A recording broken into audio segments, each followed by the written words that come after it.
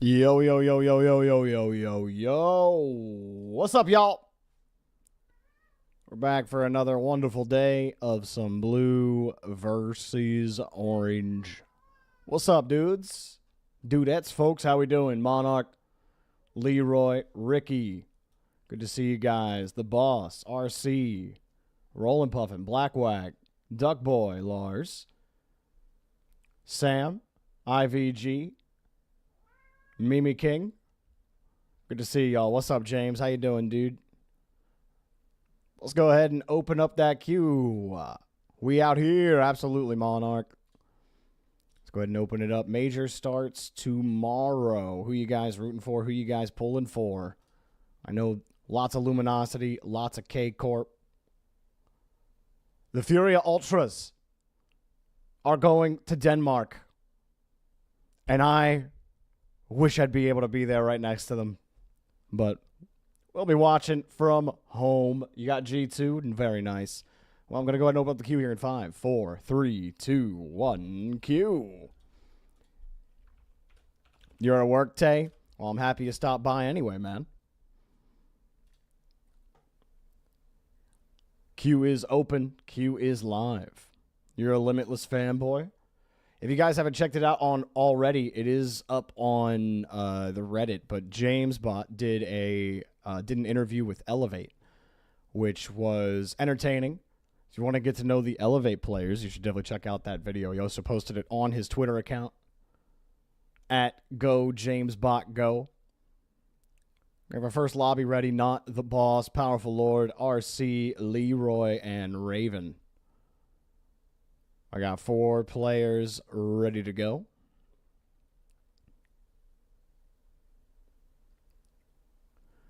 I need 2 more players. I'm still waiting on not to hit the ready button and waiting on the Boss. There they are. Perfect. Let me swing this around.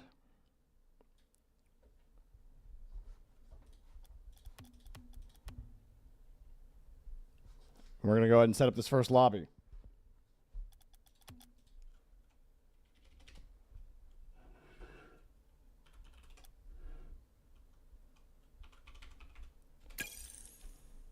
All right, lobby's up.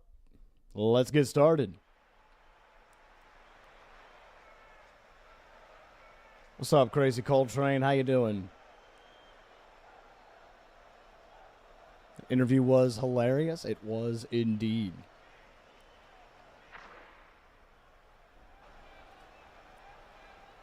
The fact that Sphinx could have been a Valorant pro, but he found this game, or he found the game boring, is crazy.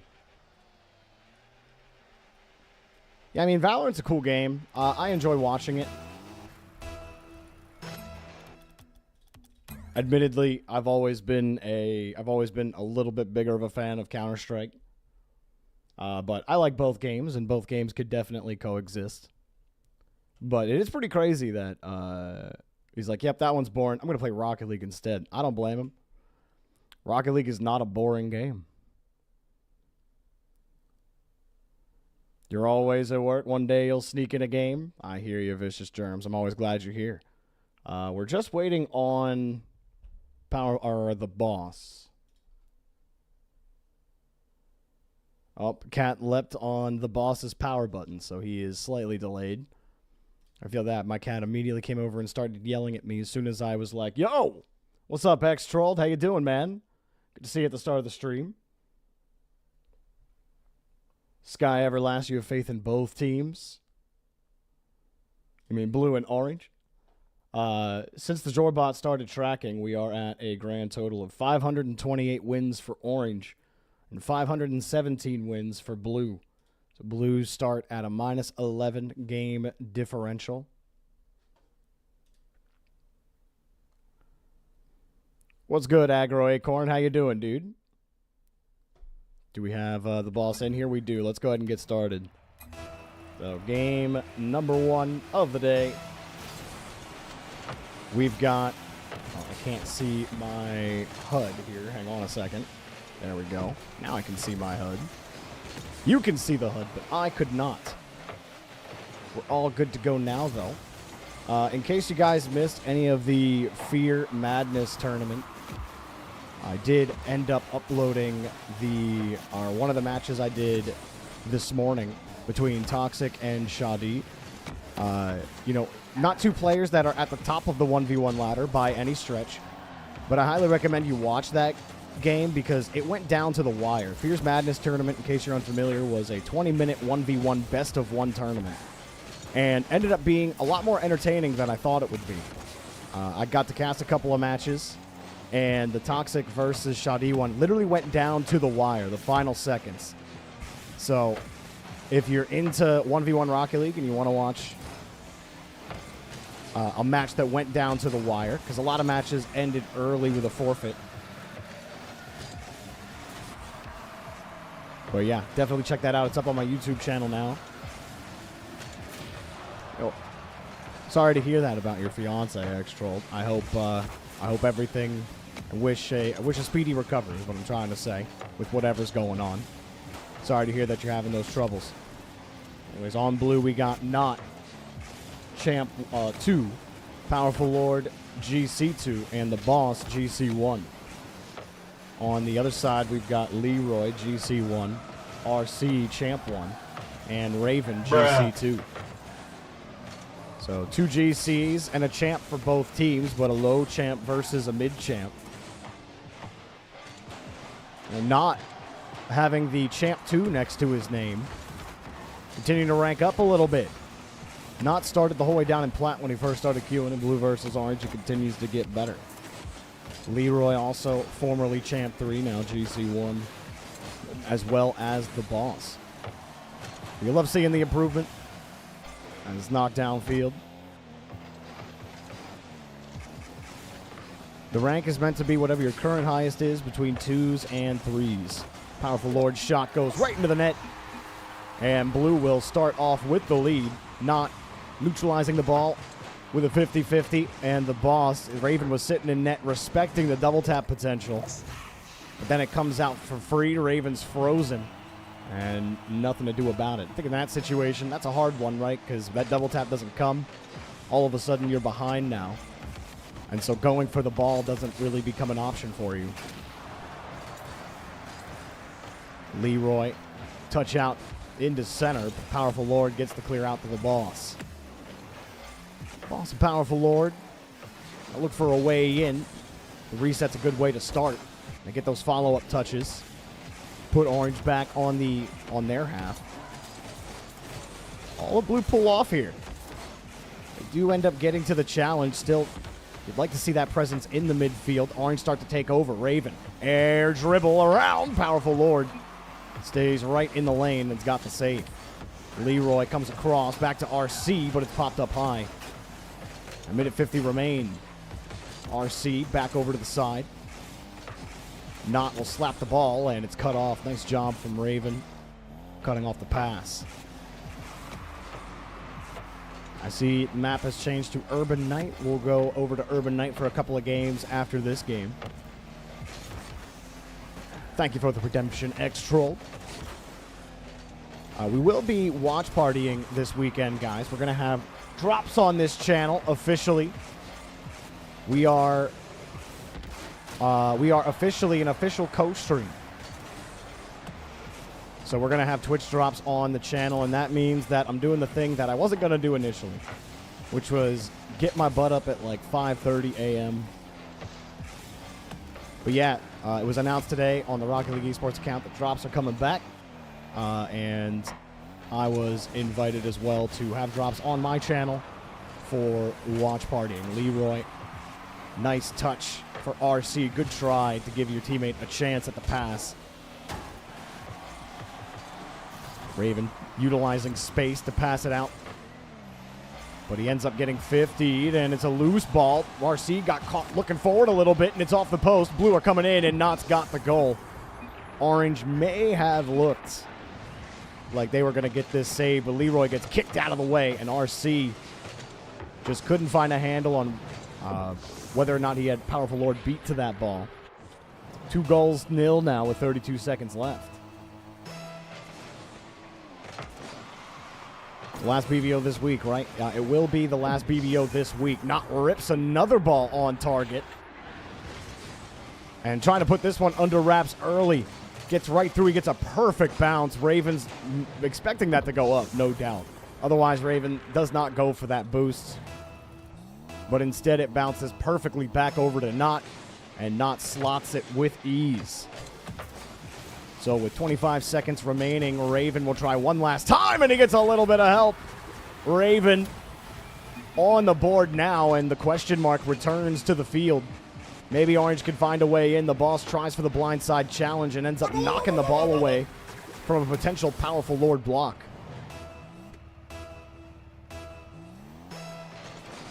What do you do if you're meant to cast a tournament, but you're really not feeling it? If you made a promise to somebody to cast a tournament, I'd follow through on that, even if you aren't feeling it. Unless you want that person to never ask you to cast again. Especially if you're at the community level. One of the best things that will help you out is being reliable. That's the only piece of advice I have there. I've had days where I haven't felt it. GG's, by the way. Give it up for all 6 players in the lobby. If you're sick, you're sick. I think there's a difference between saying you're sick and a difference between you're like, I'm not feeling it. When you say I'm not feeling it, I'm assuming that you just mean you're just not feeling it, you know what I mean? Or you just feeling a little down. But we got blue there for the win. Let's switch back.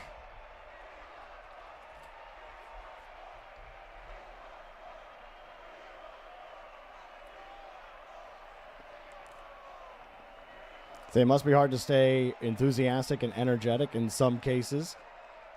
Sure, but you don't have to be over the top, and there's ways you can adjust as well. You don't have to be, super high energy, and you don't have to be super high energy, but you can still deliver a really solid cast. I didn't really get too excited in that first game, right? But you still felt the voice. You still felt the authority in the voice. And so that's really the biggest part, is that still putting that effort in. Being a caster, that's just kind of what comes with the job. You got to learn how to work with those things. Some days you might not have as much energy, but that just happens. You got to find a way to work around that. All right, we got 1, 2, 3, 4, 5, 6 players ready to go. And we will be moving over to Europe and Urban Dusk for this game.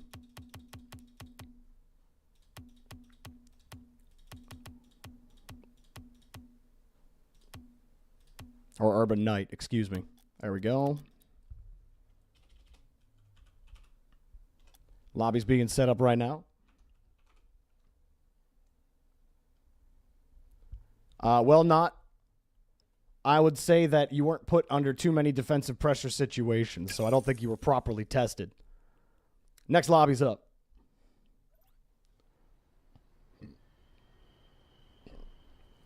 Is it new or old items that are coming in drops? I have no clue. They haven't said yet, but we will see.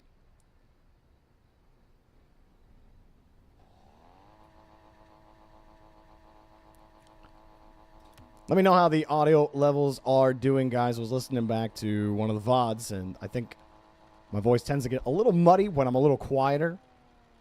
So I'm trying to just make sure it's still clear and crisp no matter what level I'm talking at.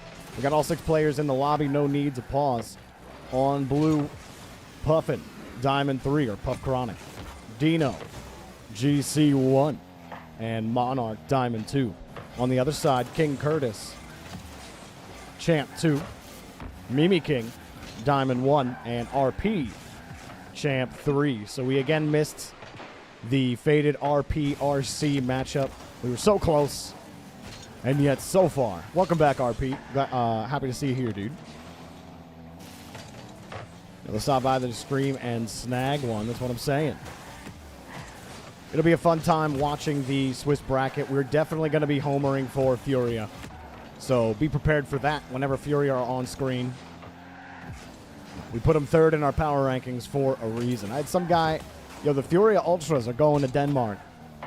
And I made a tweet about it. And then some guy decided to reply with, how are Furia going to beat Rule 1, Complexity, OG, Luminosity. They're not even going to make top 8. And I'm like, bro, are you serious right now? I didn't reply. But I saw. I'm like, they beat Complexity like every time they played them, other than one grand final. You feel like Power is a sleeper top 8 pick?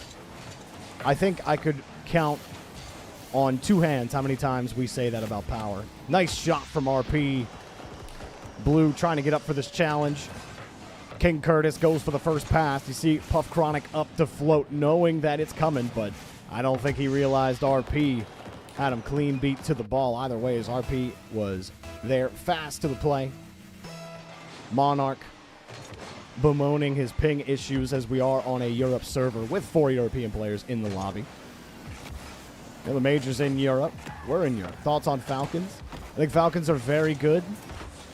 I think they're one of the best teams at the major for sure. Now, if you watch my power rankings video, you'll know that I put Falcons at 7th. As Monarch, where's the ping complaints right now? He'll put the ball on the left side. Dino held that flip. You see him holding the flip, and he beats RP on the challenge as he flips it right over him. You know, I always talk about your dodge economy and using your dodge sparingly or in effective situations to win challenges. Dino showed you how right there. Got the carry. Kaka's minions look really good, and they didn't even qualify. Sorry, I was still talking about Falcons. I had them at 7th in my power rankings, but I would have had them anywhere between 5 to 7. Definitely having Fury as high as I did was going to move some teams down, but I do think that team has grand final potential. I think the top 8 or the top 7 teams all have grand final potential. Maybe even sneak 8 in there. 8th, I had Gentlemates. I think the biggest question for me with Gentlemates are the consistency. They're an aggressive team, and when they're winning the aggression, they look really, really solid. But that aggression has its inconsistencies with Gentlemates in particular.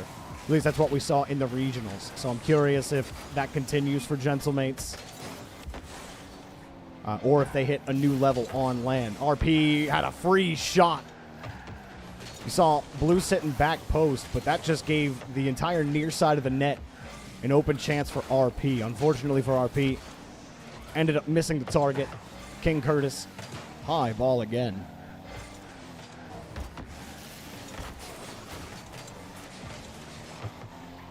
Twins made major top 4 with Mawson. I agree with you. But when you compare the last major / worlds with the field now, you're talking about Carmine Corp, BDS, and then everybody else.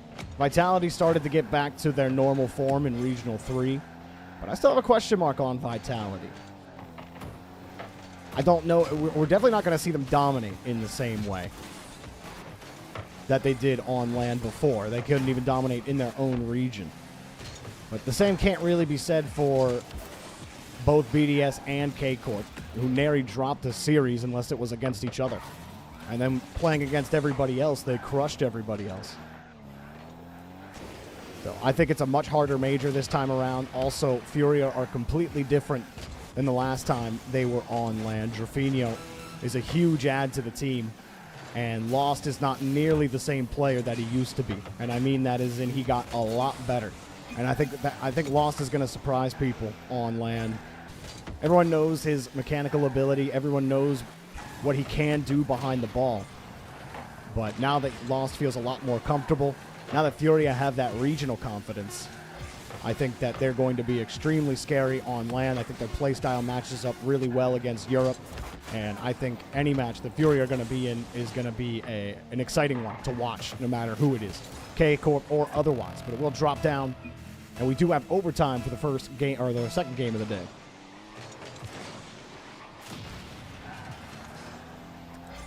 What's up, Rain? How you doing? All I want is I want a Fury of Falcons semifinal. Even better would be RP putting the ball in the back of the net, and he does just that with the slot. Good win on the shot. I believe King Curtis, I don't know who it was on the whiff. I was trying to hit the button. But King Curtis got through on the challenge, and that will do it. GG's. Give it up for all 6 players in the lobby. I'm assuming it's Monarch after that comment. Monarch! It's okay, buddy. Orange will win that game, and we'll pop the next players in the queue. I did update the leaderboard, guys.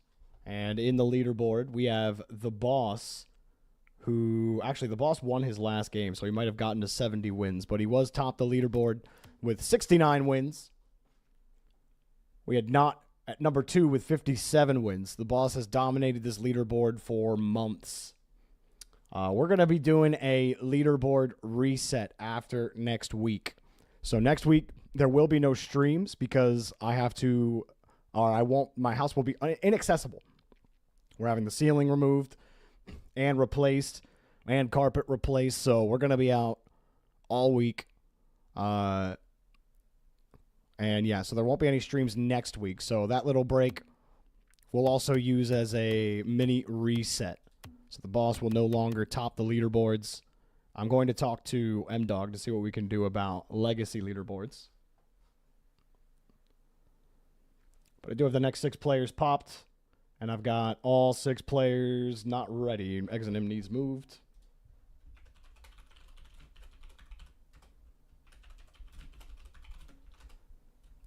Replacing Exonym will be Glot.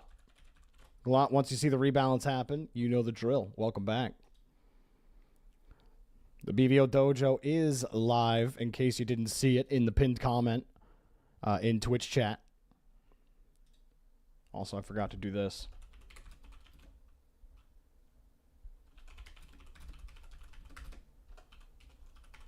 Give me a moment, guys.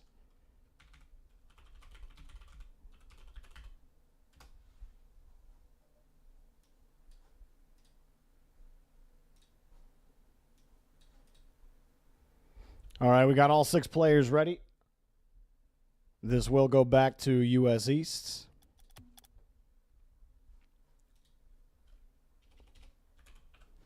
I also forgot to do this. I'm feeling a little sluggish this morning, I'm not going to lie. Or this afternoon. All right, there we go. Lobby's up.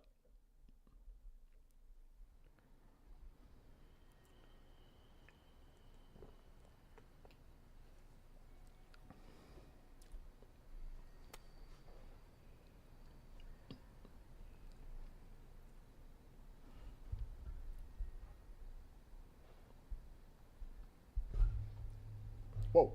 There we go. And everybody's joining up. Yes, an active match channel will show up when it's your turn. It'll be below the post-game stats channel. Keep in mind, if you see your name on the queue list, no matter where you are in that list, that means you are not up. If you see your name on the list, then you're not up. If you're near the front, if you're in the first 6 positions on the queue list, that does not mean you are up. That means you're up next. You'll be processed out of that, and then the active match channel will appear.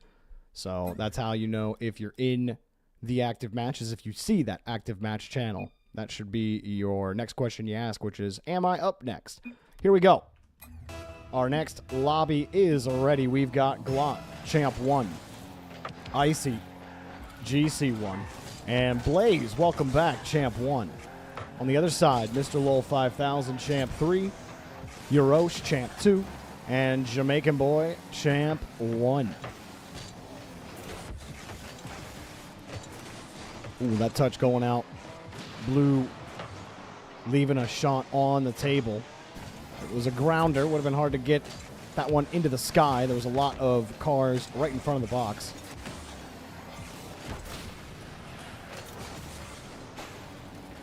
Chad, I appreciate you helping everyone out who's got questions about how to move through the lobby. Eurosh with the pop-up back to the opposite side, and 2 commit.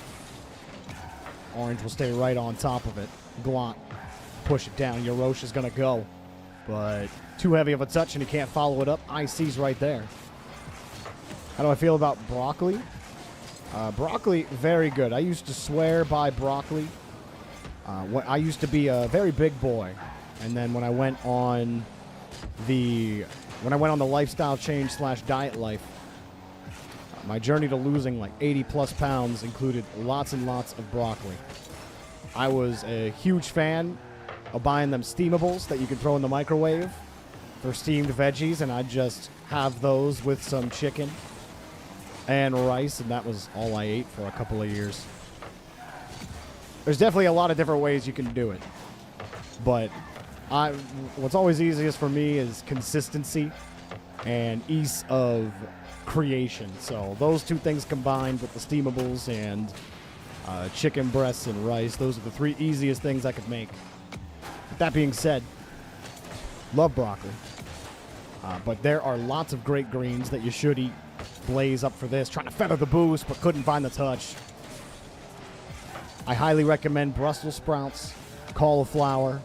Cauliflower, even though it's white, it is considered a green. Onions are also technically considered greens. Icy downfield, off the ceiling, still chasing, but no boost left. You can't get to the ball. But yeah, Brussels are good. Asparagus, delicious. Green beans, goated.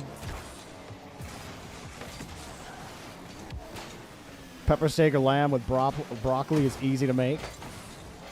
Fair enough. Fair enough. Right, thanks, Not. It's been quite a while since that. But thank you very much. What's my opinion on Uno? How about I Uno reverse and ask you your thoughts on Uno? Blaze downfield to Icy, levitating. But Blue just can't find a threatening shot on net. Icy lets that one go. Orange get in front of it. And the few free balls that they've been able to get in front of, no one's been there in the rotation to take advantage of it. This time they do, but again, Orange are in front of the ball. And they get the challenge.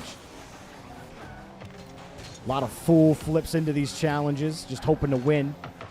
An outright ball as it's slapped up hard. Blue come up as no one from Orange is there in the midfield line. And the bounce off the ramp. Blaze tried to catch and is pushed back again.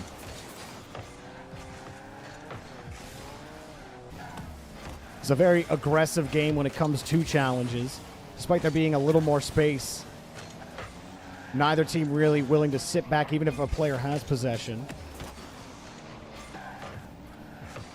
So in that respect, it's been an aggressive lobby. This one up high again and turned across. Back to the right-hand side for Blue. Icy.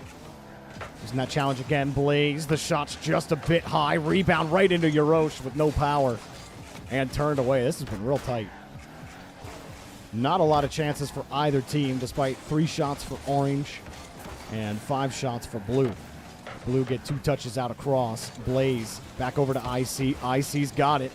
And Blaze flipping across. I think that really prevented Glot from going. Now they run into each other.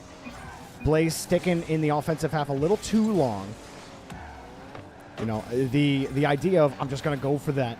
I mean, it's a great mindset to have. You just got to pick and choose your battles. Make sure you know when the optimal time to go back is and when you're actually cutting your team off to make a potential play. Blaze gets kicked out of the way. A little space for Yorosh goes down. IC got the kick. Blaze slaps it back to the left-hand side for Blue. Midfield, grabbed by Orange. And a very close game. There have not been many mistouches. All 6 players, they don't want to be the first to be that mistouch. But again, solid challenges from both teams. Not a ton of space to work with for either. And the bouncer from Blaze is good enough. Yorosh can't go. Not bad for an all-champ lobby. As Blaze gets kicked out of the way again. That's 2 times he's been bumped right out of the play. Glot waiting as Yorosh gets a full tank of boost. Misses the ball. It was all a ruse, and Orange got fooled as well, but Mr. Lowell might take advantage anyway. Pass in front. Winning the ball for Jamaican boy. Mr. Lowell tries to play it low, and that's one of the few times We've seen someone opt to stay low on the challenge and not dodge. And that was a really good try, I think, from Mr. Lull. You had Blue having to come across aggressively.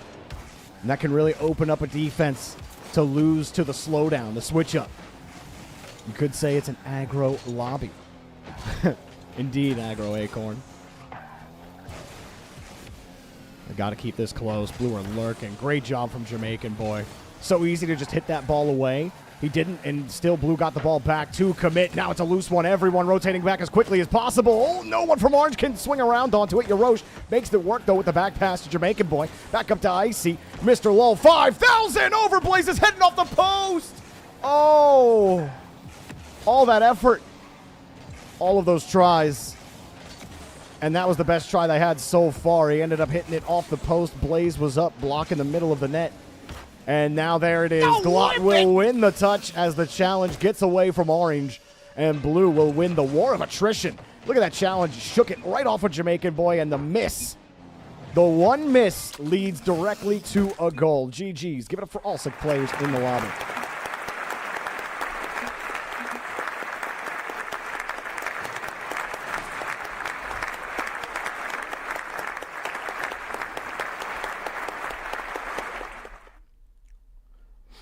Don't let anybody say nothing's happening during a game like that. All right. Pop the next 6 players in the queue.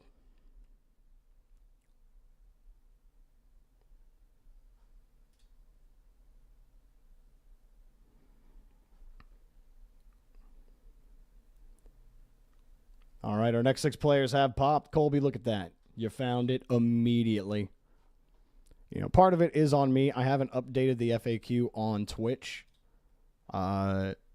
Discord's kind of updated with the information on what you have to do. But I'll have to take a second look at it and see if I can make it a little more legible for people. Because I do know a lot of new players have a bit of confusion on how the whole process works. We got Colby, Harry Hardwan, Ricky, Mystical, and Aggro ready to go. I just need Crazy Coltrane, and then we can move. You're here, PC being weird. Try to let me know in the active match channel if anything's going on with you. Remember, the ready button doesn't functionally do anything other than let me know that you're in there.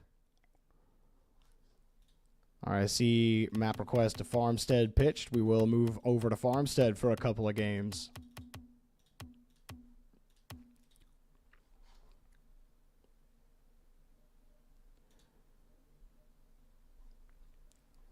Knowing Crazy Coltrane's here, though, we'll go ahead and set up the lobby.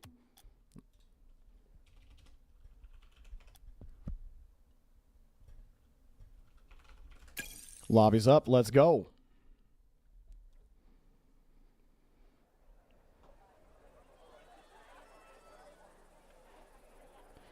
We are over on Farmstead Pitched. It's a beautiful map.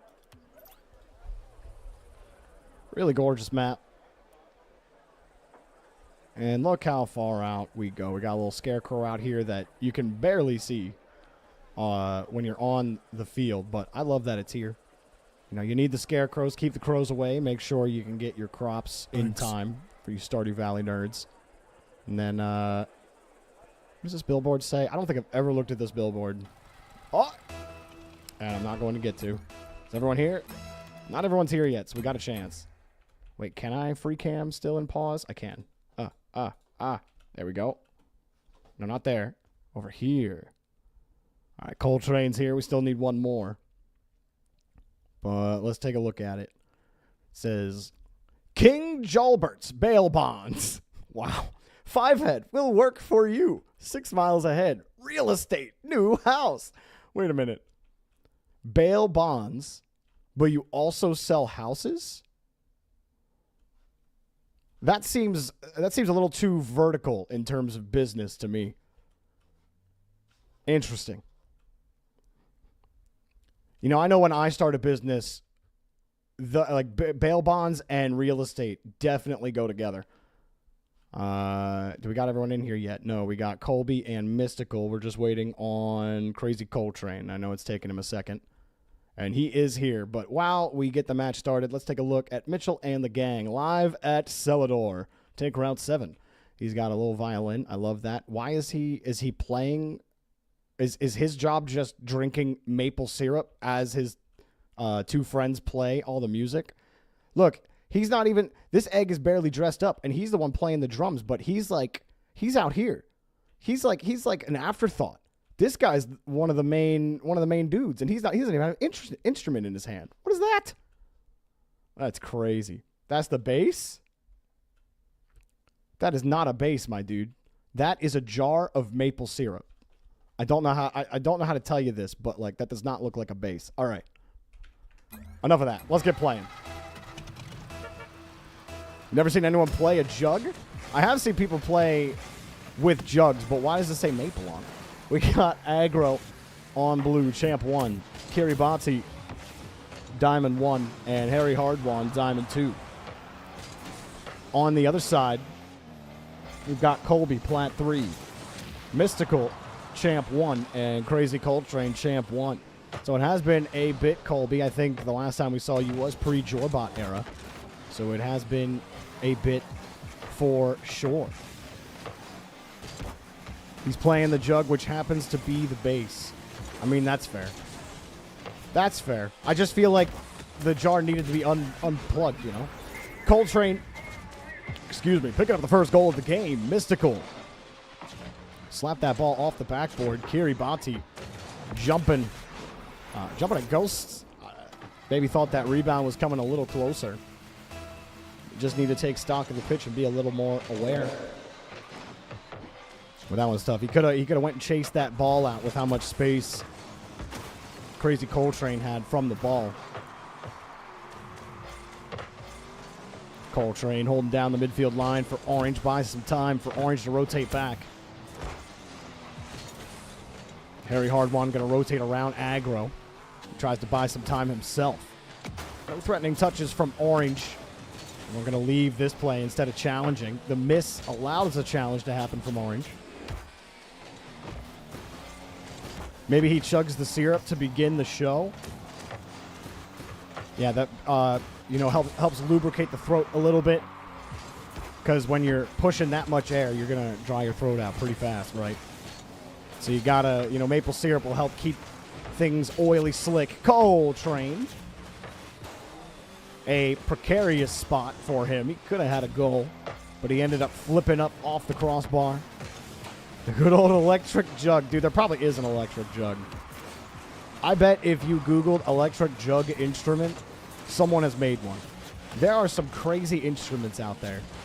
Yeah, I saw an instrument that was... Oh, God. Whoa, whoa, whoa, whoa, whoa, whoa! What's going on? Whoa! Hit that. Whoa! And then he turned away from the ball after the second fake. What even happened there? Oh, my goodness. That was a comical cavalcade of fakes. I can't believe that many happened in a row. First, 2 players faked themselves out. Oh, my gosh. Orange, they can't buy a second goal. They can only afford 1.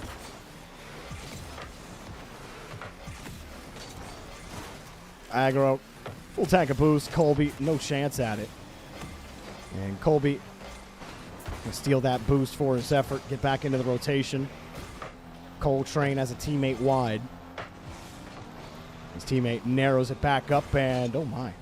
We just need to slow down. Just a little bit. Play that ball as it's off the crossbar. Harry Hardwan was hoping for a teammate, but his teammate got deleted. And Orange get back to the blue half. Mystical stops driving as soon as he sees aggro. Kiribati on the far wing. He's got Harry Hardwan right underneath him. The challenge is good enough. Kiribati not going to get the catch. Aggro cuts. Nice cut. Nice shot, but turned away. Coltrane right in line of the shot. Minute 25 left. And Blue not been able to find the success. They did have that one try that hit off the bar. I believe it was Aggro's shot that ended up a little too high. Harry Hardwan tries to flip it out. And good coverage from Kiribati. Full boost for Harry Hardwan to catch up to the challenge. Another demo. Colby picking up a demo on the back end of the rotation. Nice save from Aggro. Not where blue need to be right now. Harry Hardwan trying to reposition. And seeing Kiribati there, decides to go. I think that's fine for Harry Hardwan. Kiribati was still pretty far back. Nobody was pressuring. It's fine if either player goes there. And he got him downfield. Harry Hardwan does his job. Aggro protecting the boost, got the ball, but it's straight back out to crazy Coltrane. No doubt Coltrane wishes he had a couple of touches back. Orange very well could have had insurance on a couple of his tries. Mystical goes for a reset. Blue really need to find a way to hold on to this ball. The ball keeps slipping through their, I would say fingers, but cars don't have fingers. Blue finally get downfield. How do they handle this with 10 seconds left? Kiribati has no boost, and that midfield boost is not there. He's going to leave the play, but that's where you got to use those small pads. If Kiribati had used the small pads, he would have been there, but instead, Orange will win the game. GG's. Give it up for all 6 players in the lobby. Still seeing lots of wide rotations, and especially in that lobby where you had 2 diamonds, 3 champs, and a plat. Every player can afford to utilize the middle of the field a lot better off the ball. There's still a lot of discomfort in utilizing the middle of the field. I think one thing when you guys are playing, if your focus is improvement, some of y'all playing for fun, and that's totally fine. But for those of you that are trying to get better, and I know a lot of you are, keep an eye on how you are rotating, especially if your team has pressure. Try to use those small pads. Remember, 3 or 4 small pads are enough to keep you in a play.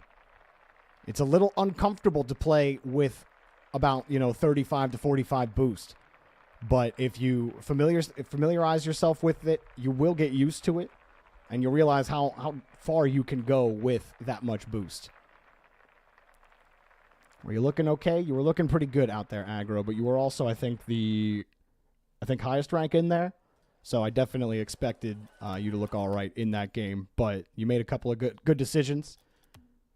One in particular, you saw your team was very far off the ball, and so you decided to cut, and you got a shot out of it. You didn't score, but it was a good decision. That was the one standout thing I remember seeing about your play there. All right, we got our next 6 players. Iron Victory, Junior Coffee, Galaxy Survivor, Exonym.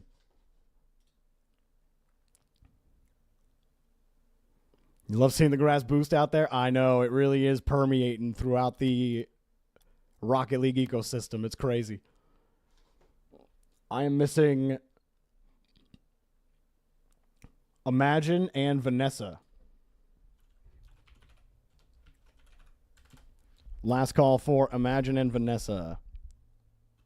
Imagine has hit the ready button.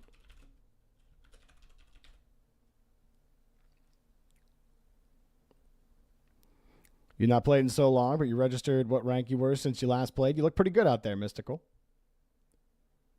All right, Vanessa, we'll try you again in a couple of games. Replacing Vanessa will be Kota.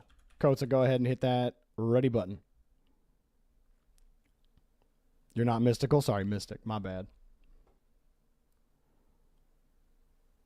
Everyone's got like 30 different names. So please be patient with me if I miscall your name. I'm usually pretty good with names.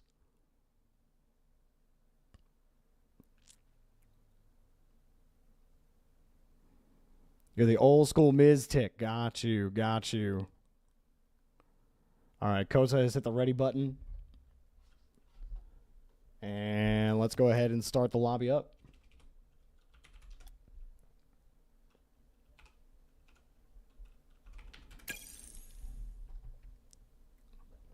Lobby's up.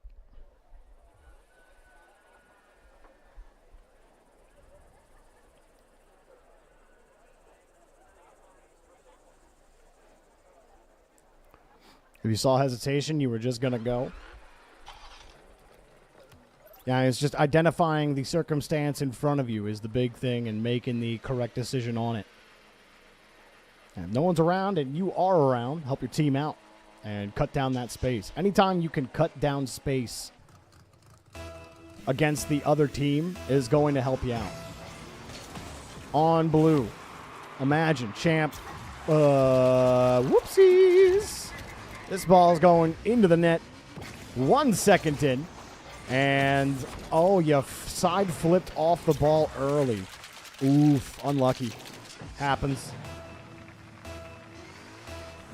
But like I was saying, imagine champ 1. Coffee.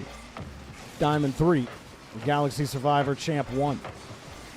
Orange will pick up another goal. Kota.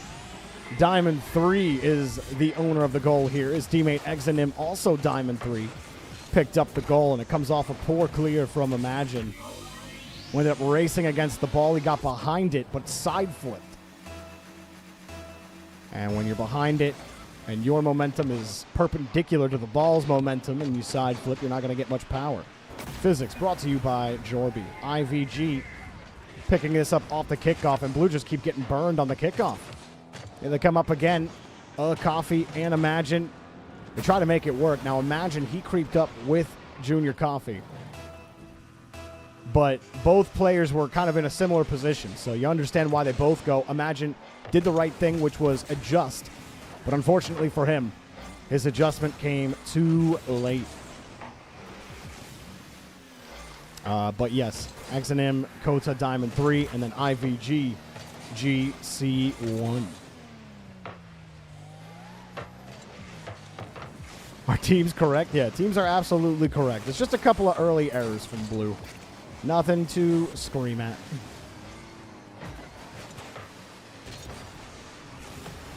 What's up, Arabian Pogger? Great to see you, man. Welcome back to the stream. Coffee put that ball into space, but then they let it go. Well, someone's got to keep this ball covered. Galaxy Survivor gets rolled out on the play. IVG there, and double commit from Coffee and Imagine. Galaxy Survivor did try to catch up to the play, and I think Coffee expected him to, but he was behind the play there. I was feeling a little awkward for Coffee because I saw that ball come out, and I felt like that shot was coming, and then he drove away, and I was like, uh-oh, you better hope a teammate's there. Teammate was not there. Again, double commit. So that's it. Look, this start is about as bad as it can get in any situation. And no doubt, in a normal situation, in ranked, you've already tilted out, right? But look, that's why you don't tilt out after the first minute. Because you can absolutely bring it back. Imagine and Galaxy Survivor punishing IVG's poor clear. And then Coffee finding the post is his best friend as it vacuums into the net. A new clock has started for the blue team. And they may be able to find a way forward here, but not if the net is wide open. What is going on? We do not have coverage on the net. Something's happening here where someone or multiple people on blue are playing 2v2. And oh my god, the save barely off the crossbar. Turned out to the opposite side. What's up, Solanum? Good to see you, dude. High ball, and that shot, nice save from Galaxy Survivor off the top of the net. You're never sure where that ball's going to bounce off the bar as it's coming in, especially if it has drop to it. Coffee and Imagine moving with it. Imagine pops it to the backside, and Orange double commit on the play, and it may be a game of who makes the least mistakes, as many games of Rocket League end up being. But look at that touch. It comes out to Imagine, and then panic ensues. Panic wouldn't ensue if that touch was a little cleaner. But as soon as that touch goes out into space, Orange know that shot is coming. And they think they have to make up for it, so they got to jump for it. You get a double commit out of it, and you hit him on the backside. Very smart from Imagine to hit him on the backside, knowing Orange are going to jump at the center of the net. Love that placement. And it really is a brand new ball game now. All Blue have to do is just make sure there's always someone accounting for the net. Because outside of 2 kickoff goals, the other 2 goals that go in went from that lack of coverage. Galaxy Survivor gets a nice touch.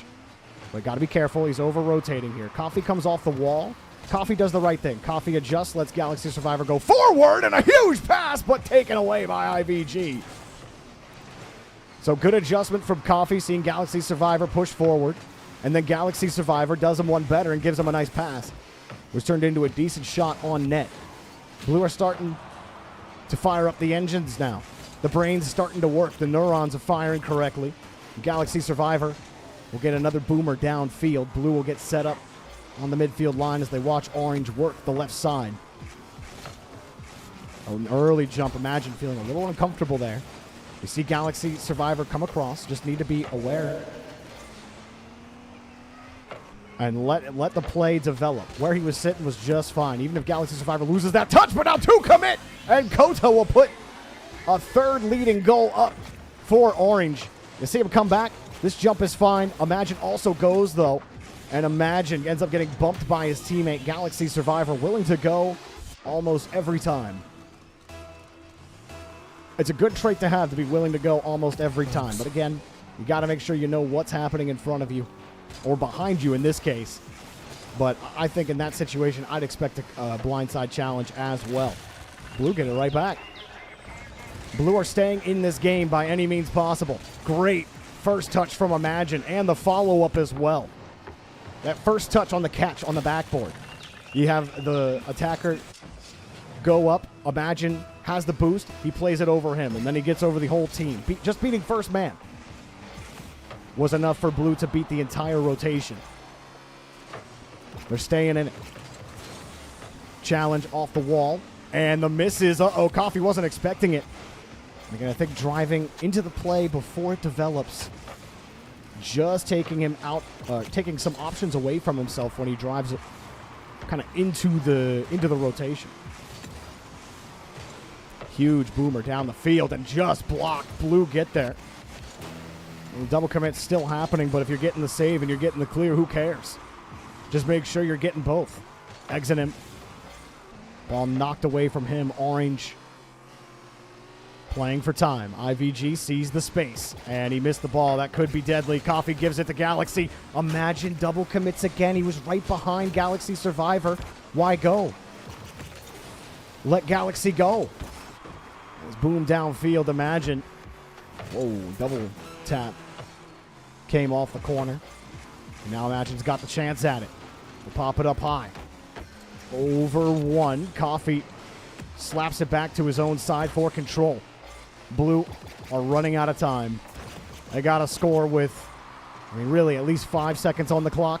If you're really thinking you can get a play at 0. Here's Imagine. Everyone's jumping on Orange, but the back wall and the backboard are covered.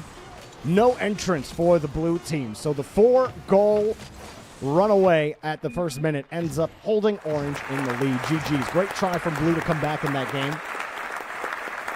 Great work from all 6 players.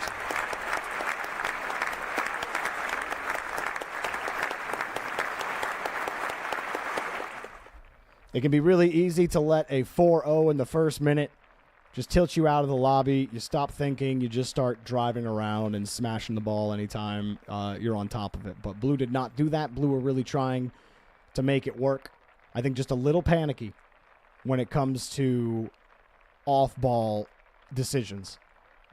In between particular Imagine and Galaxy Survivor. But both of them had made good adjustments. Both of them made good plays as well. You know, you got to take the bad with the good, but there was both there for Blue. And good job to Orange for holding them down. What's up, Yeet Yeet Bleep? How you doing, dude? Welcome back to Jorby.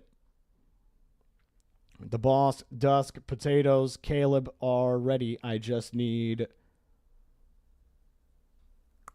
RC and Noggles.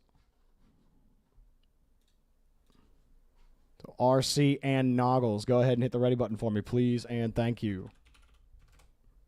Noggles has hit the ready button. Beautiful. All right, we got all 6 players here. I'm creating the lobby now.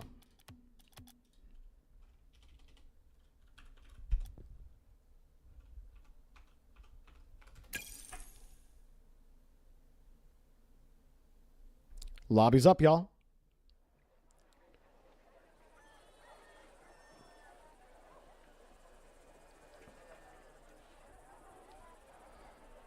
I'm sorry to hear that, Bean Judas. Hopefully next time. Unfortunately, we are going on a bit of a break with BVO after today. We won't have any streams next week, but we'll be back in the second week of April to bring blue versus orange back. So I'm just not going to have access to my house for a week. That's the only reason streams won't happen. We've been on a pretty decent roll. I know things were a bit spotty the last 2 weeks. But overall, been going pretty strong since September. So we are underway with our next game. We got Potatoes on blue. Champ 2. Caleb, Champ 1. And Dusk, Champ 1. On the other side, RC, Champ 1. The Boss, GC 1. And Noggles, Champ 2. So we're already rotating through people. This may be one of those days you get a game or two more than you usually do on the stream.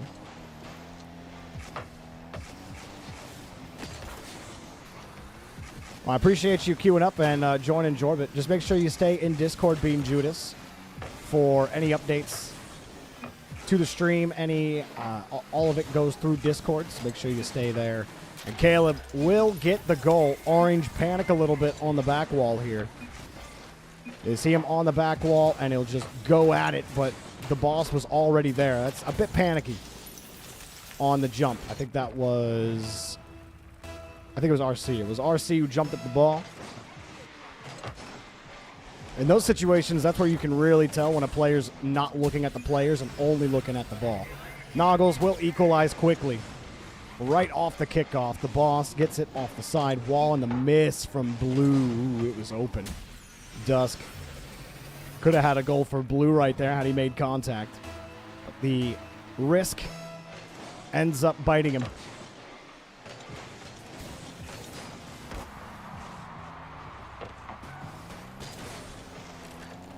Oh, Mustard, it's you. Okay, got you. You're just on your phone. You have a different account for your phone and your PC? That's interesting. Hard hit off the corner. Potatoes trying to play quick in the rotation here. And one thing I think we're seeing from blue is I see a lot of anxiety in the rotations. A lot of little boosting where we don't need to be boosting. Oh, great challenge from RC. Caleb tried to meet him here, but you see him lose the challenge in front. RC comes in for the free space after the fake from Noggles, and he goes underneath, and the ball is hit right onto his hood, bounces into the net. Nice challenge from RC. That was a great low 50.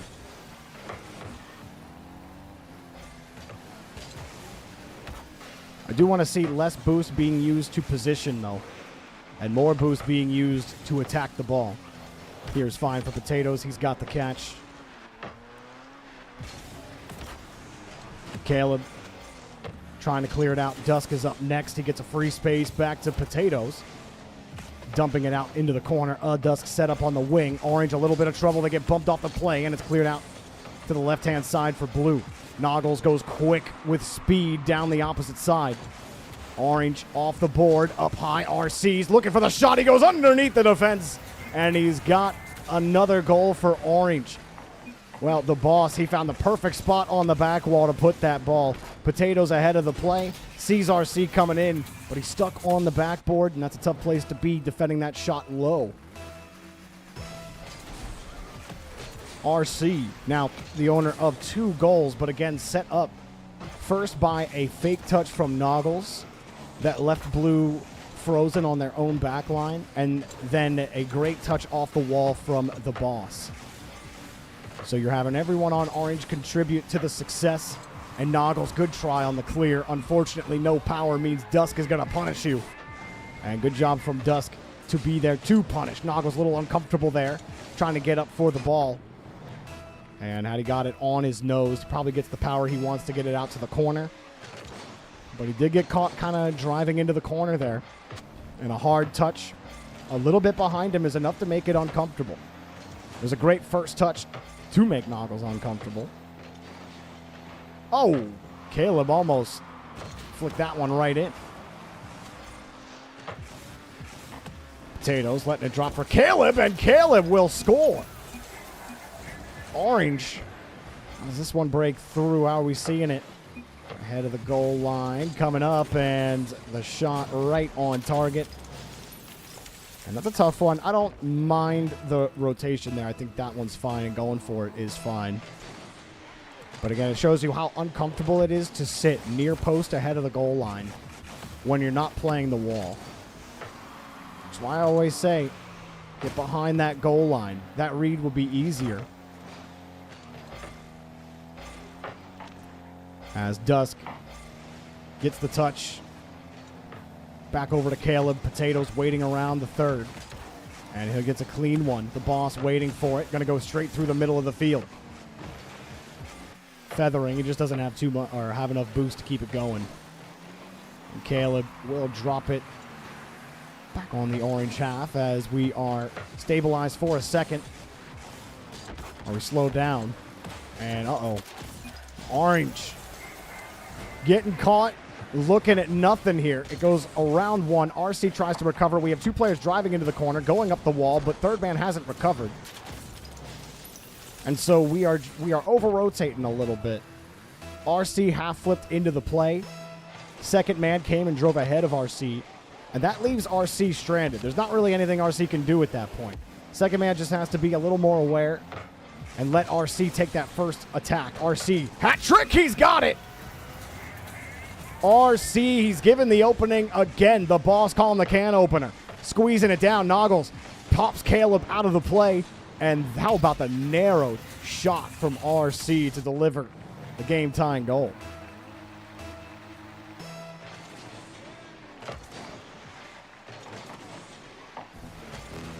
High bounce. Blue looking in the orange half. Getting another bump as well. RC's been a lethal striker, and his team have done a great job opening up those holes. On the other side, we've got Potatoes clearing it down the field. Blue trying to strengthen up this side of the field on their rotation. Potatoes lets it go. Dusk also cut. But we'll take the ball back. Caleb, nowhere for him to go in the midfield. Potatoes still holding deep as the third. Potatoes finding himself in that third man spot a lot this game. Orange missed the challenge completely. This could be dangerous. The bounce favors Orange to reset, but the shot from Caleb's off the bar. Caleb comes back and gets his goal with a lead. 12 seconds remain. Dusk almost found that off the backboard, but Caleb was right there to close it down for him, and now Orange are in a tough spot. With only 12 seconds to go, Blue might take the lead. Or might take the game, excuse me. Nope, Orange looking. Just barely cleared. RC, he scored 3, but he won't get 4. It's cleared downfield into safety. GG's. Give it up for all 6 players in the lobby.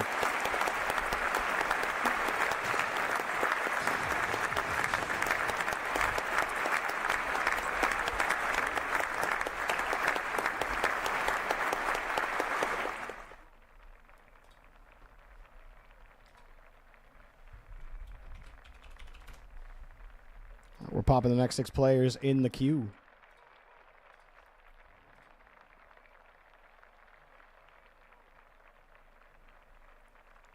Potatoes, there was a lot of situations where you played patient on the midfield line as third man. You bought time for your team to get back. You got several good clears.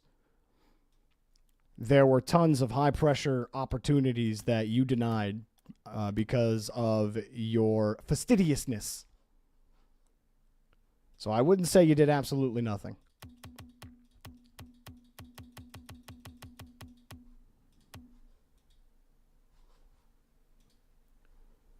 I have Powerful Lord, Vanessa, and Not ready to go. I need Scythers, Raka, and Spark.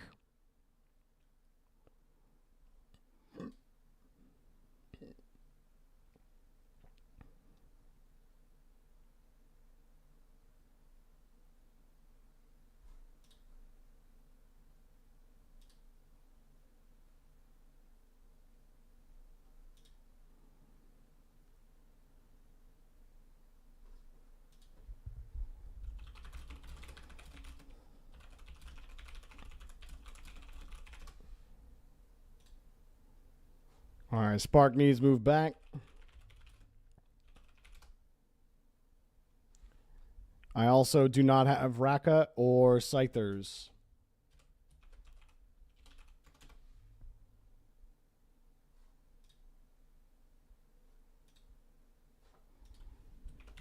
Last call for them, or they're also being moved out.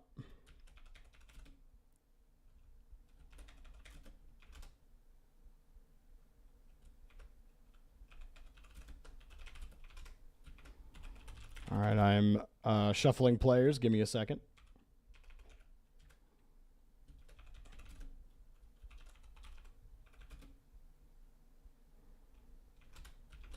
Okay, replacing those three will be... oh, hang on a second.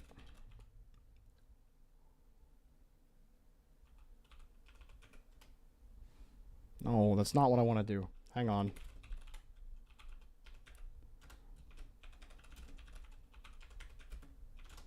Okay, replacing those three will be Decibel, Puffin, and Dino.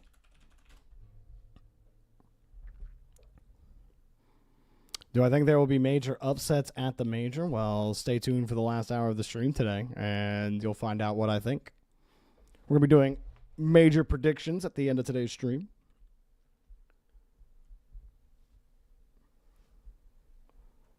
I just need to see the three players that I added in: Puffin, Decibel, and Dino. Hit the ready button for me, please, and thank you. I got Dino and Puffin ready. I just need Decibel.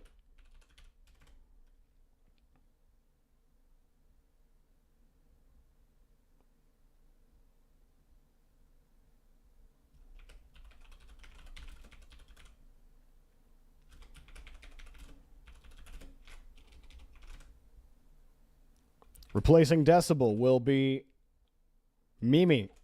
You know the drill, Mimi?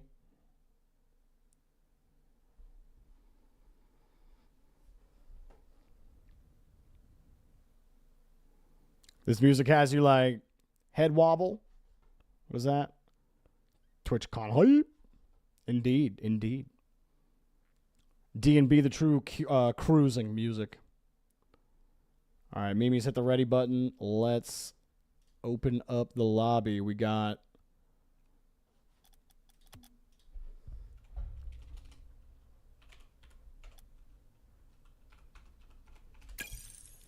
lobby's up. Let's go. Now, we were looking at billboards on Farmstead. There's a pretty cool sphere right here. What do they call these? They call these, there's a name for this thing. What is it? What is the name for that thing? I don't even know. Got fallen pillars, an anchor going up. What's up here? Will it let us see? Will it let us peer beyond the surface? What's above? Lol, it's a little Rocket League buoy with the Rocket League symbol on it. That's kind of cool. Well, well, well, well. Hey, how about that shot? We got all 6 players here, and let's get started.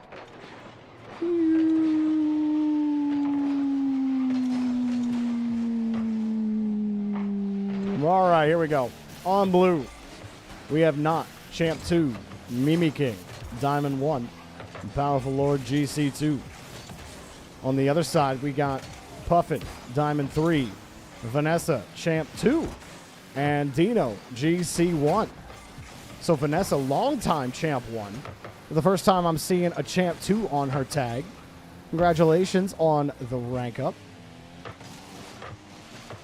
Everyone else still seeing them at the ranks that they were the last time. We do welcome Vanessa back to the lobby.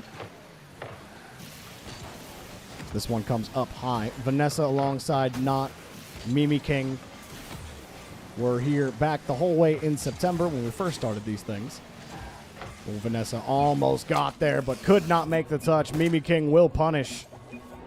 And an unfortunate launch there.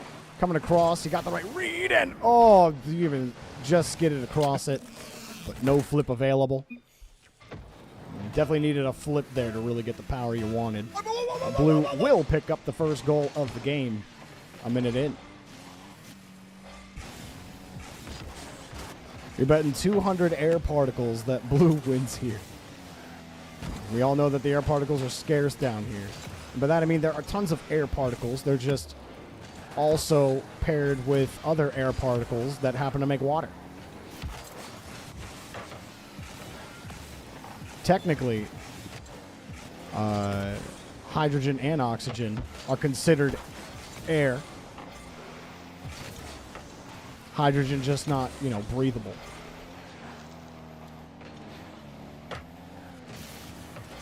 Ooh, nice touch from Powerful Lord, but saved by Dino right off the top of the cross. Puff Demon got one. Puff Demon, no dunk. And Knott will play it down center field. Last right, Brian, how do you join? Well, welcome to Jorby, man. Happy to have you here. But you join up by joining in Discord using !Discord. Doug Boy Lars got you covered there. And follow all the instructions in the Start Here channel. You can figure out how to register a profile and how to get queued up. Be sure to refer to the Help Me channel in Discord if you have any questions about commands that you can use. The Next Up channel to look at the entire queue. And the Leaderboard channel, which I updated this morning before our game started today.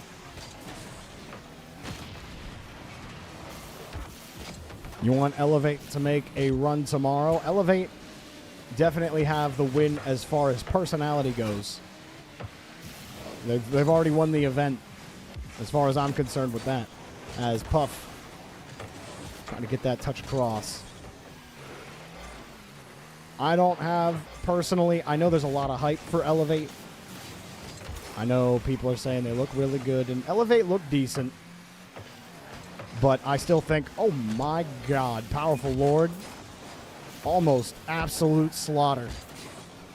Unfortunately for him, he does not slot. Dino will let it go, and the shot just high off the bar. Powerful Lord's not letting him in. He blocks him again off the top of the cross. His shots aren't going in, but neither are yours. Off the corner, Vanessa. Nice touch, playing it away from the defender. Gonna rotate deep back to her own corner as Puff takes control. I do like seeing, our Puffs of the world try to control the ball a little bit more. Uh-oh, Mimi King. Uh-oh, he knew it too. He got down, but that ball had a lot of height on it. So Mimi King, he sees up. He goes up the wall early here, I'd say. And honestly, it'd be fine for him to stay on the wall if he had felt comfortable with it. But I do think he goes up the wall a little bit early. If he wants to sit there, I think sitting near posts, giving yourself the option of the wall was the best spot to sit, and then you can kind of make your decision from there. But going up the wall before you actually see the touch come out makes it a little more difficult for him to recover. And maybe King overthought it after the first push, I think. Because once he was on the wall, after that shot came out, it was still fine. But either way, Orange do get that goal. And, it came out for free. Powerful Lord didn't land with his bumper forward.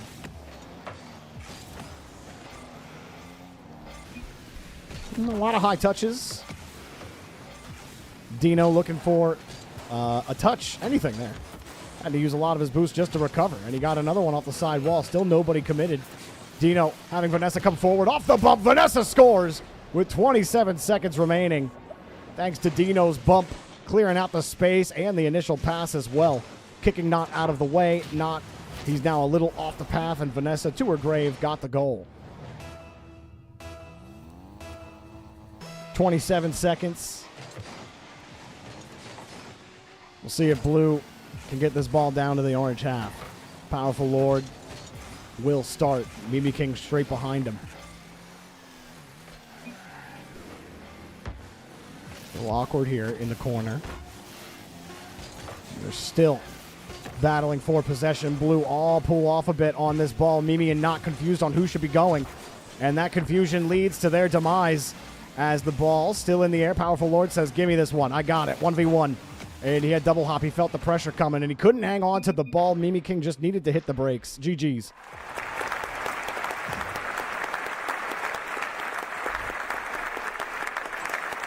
So I think in that situation,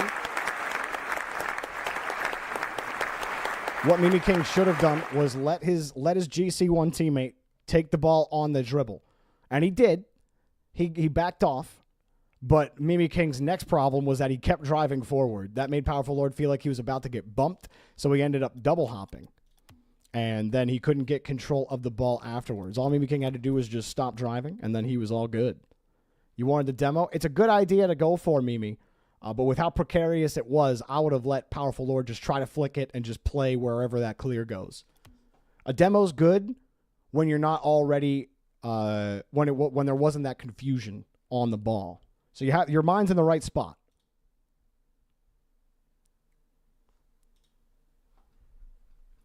Give me 1 second here, guys, while we get our next players in. I know you saw one guy, you think go bump him. I absolutely hear you. But coming from behind Powerful Lord after you let him grab it, you got to think how Powerful Lord's thinking in that situation, right? So Orange do get that dub. Let me resolve that. Boom. All right. Q pop.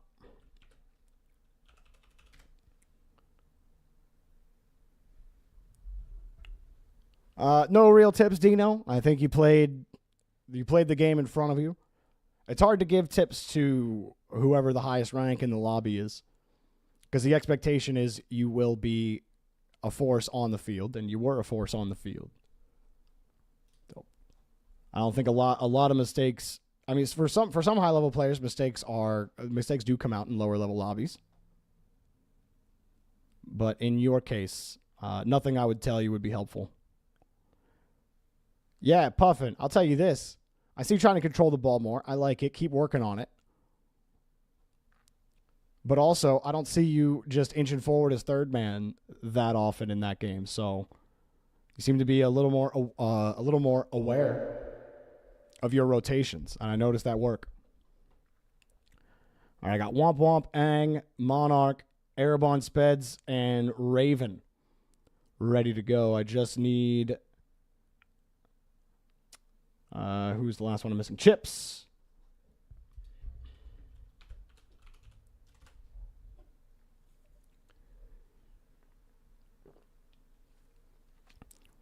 Vanessa, the only thing that went wrong for you is that you missed a ball by like a hair.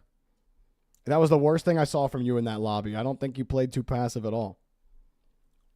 I thought you made some smart touches. Your rotations look as good as I remember them being, so I think you're being a little hard on yourself. All right, no chips. Let's take them out.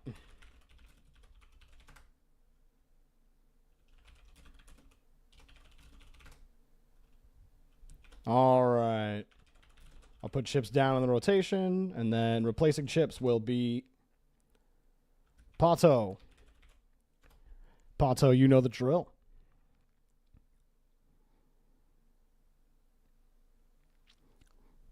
Vanessa, if you're talking about the Dino touch, where both you and Puffin were playing deep back, that might have been the only time one of you was too passive. And Dino still got the bump, and you still came up and recognized it immediately. All right, we got... I just need Opato to hit that ready button.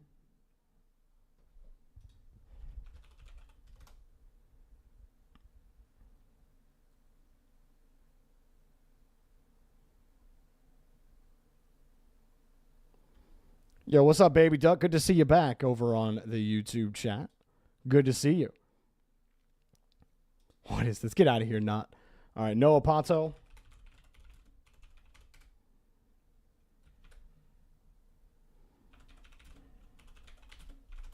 Replacing Opato will be Spark.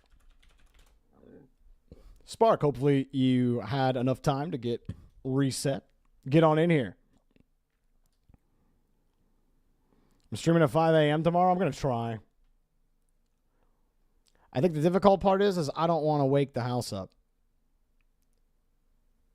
So, like, I don't know if the content is going to be the best at 5:30 a.m. That's the only thing I'm really worrying with right now. I'm still going to go live, but I feel like by the time I go live, there's only going to be like 2 hours of the stream left. So I'm still trying to figure it out. Sorry to leave the queue last time. No need to apologize, baby duck. No need at all. All right, Sparks hit the ready button. Beautiful. Let's create the lobby.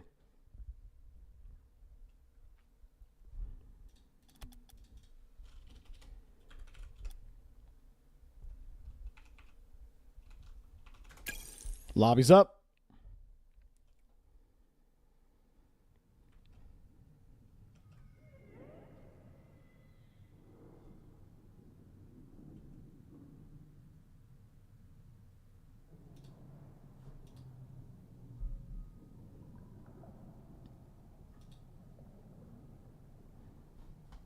All right. I want to keep exploring this.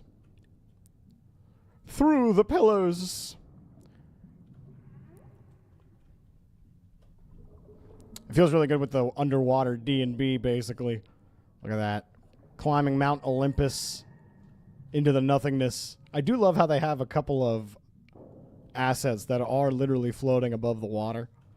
Like, I thought it would literally just be the bottom half of it and there wouldn't be anything else. But we got all 6 players in the lobby, and I gotta say, this wide shot, seeing all the cars like go around, you know what this reminds me of? Did you guys ever play with those like race car tracks where like the cars like they stick onto the road or whatever and they're powered by the road and you use a controller to like drive them around and stuff? Like, I don't know why, but looking at it from this angle like gives me those vibes. Yeah, you know what I'm talking about, Crazy Coltrane? Dude, I used to love those things. That's what that looks like when I'm looking at it from that angle. It looks so cool.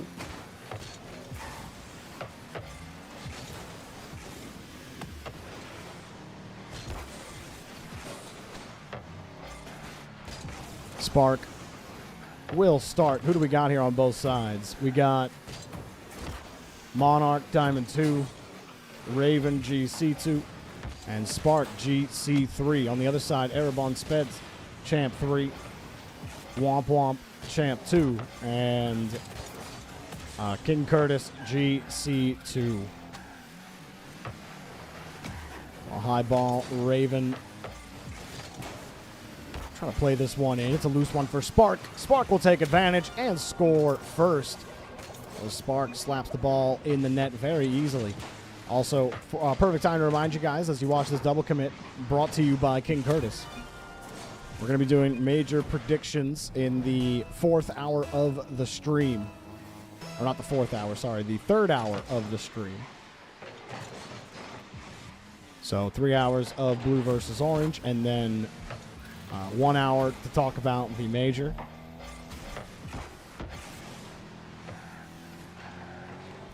They're called slot cars? Oh, I actually never knew that they were called slot cars.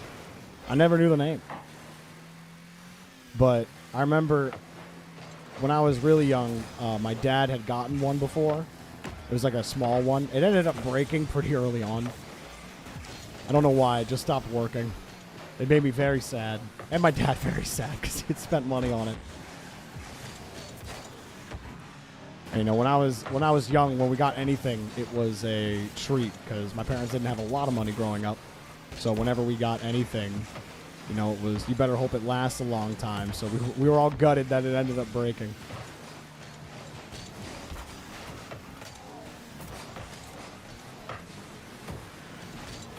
You know, one thing holds true for Twitch, or for streaming. And I'm saying this because I think it's funny, not because I'm annoyed or anything. So let's get that out of the way. But I do think it's hilarious that right after I get done saying that I'm going to be doing major predictions, Mimi King comes right in and he asks, "Hey, did you already do major predictions?" Like, it's because you could open up the stream and you could have came right at the end of that whole spiel and asked that question totally legitimately. I just think it's funny. Sometimes I feel like I'm just repeating myself over and over and over again. I feel like I'm going crazy. Donnie also asked when Monarch will put it in the back of the net. Minute 55. Donnie, you are also at fault. It'll be 2-0. King Curtis says this is not playable for him. Sitting at 132 ping with Erebon Speds at 120. You feel old when I say when I was young? I am 31 years young, but in terms of the average age of the Rocket League community, I am ancient. But yeah, when I'm talking about when I was a kid, I'm talking about literally 16 years ago. Or probably when I was a little younger than that. So that was quite a long time ago by any measure. But I feel you. You would have been my father? Fair enough, illegal function. Already here from Erebon Speds. That turned out. And he's got another catch back to Womp Womp. Ooh, King Curtis. Not a bad idea to go. It didn't look like Womp Womp was going to be on it. It's cleared down the field. Yes, we will be doing a watch party. I just don't know if I'm going to be getting up at 5:30 a.m. because I don't know if like the content's going to be even worth it. Because I'm not going to be able to be loud. Or not loud. I'm not going to be able to even talk at a normal volume. Also, the cat's going to go crazy. So, yeah. I'll figure it out tonight. But the first 2 days of the major may end up just missing the first half of the stream just so I can be up at like a reasonable time. Like 7. 7's reasonable. King Curtis slapping it to the side.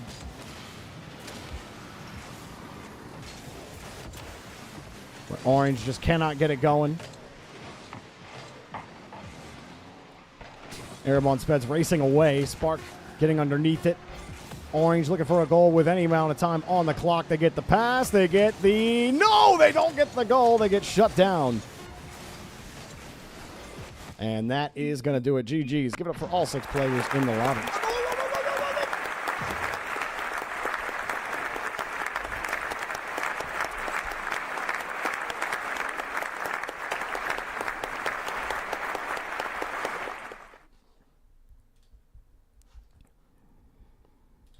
All right, I'm Q popping our next 6 players.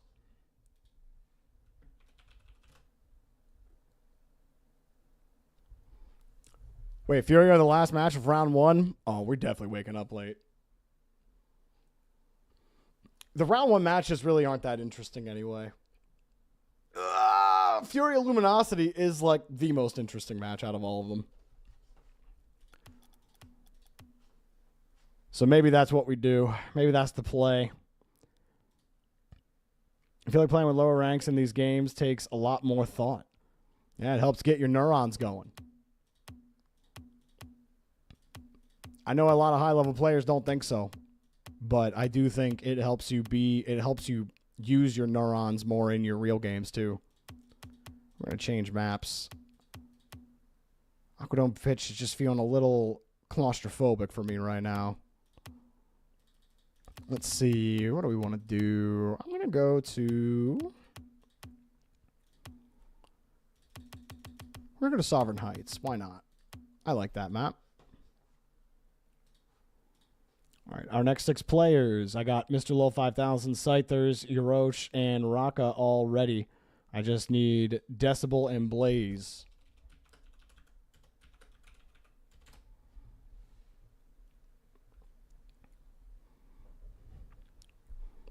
Limitless take a game off KC. In some crazy world, maybe. Yeah, Falcons winning it all. They could. How do I feel about 7-Eleven releasing hot dog water? I have no comments. All right, no Decibel, no Blaze.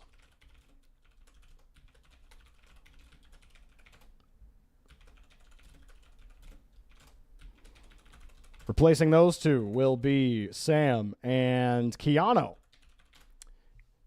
Welcome back, both of y'all. Once you see that rebalance. People overrating Mina gets me mad. Having Falcons winning the whole tournament is not overrating Mina. Or overrating Falcons. Carmine Corp are the favorites. It's their major to lose.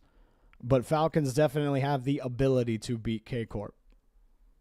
Doesn't mean that they will. But you're not like out of... It's not a crazy pick to have Falcons winning. Falcons are absolutely one of the best teams in the world.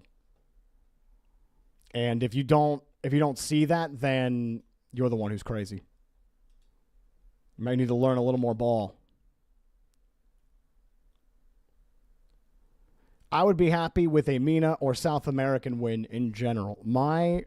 The final I've been wanting for a long time is South America versus MENA. To me, that match up is more interesting than NA and EU, which we've gone over about 1 million times. I got Keanu ready. I just need... Oh, yep. There is... No, I do not have YHWH Sam.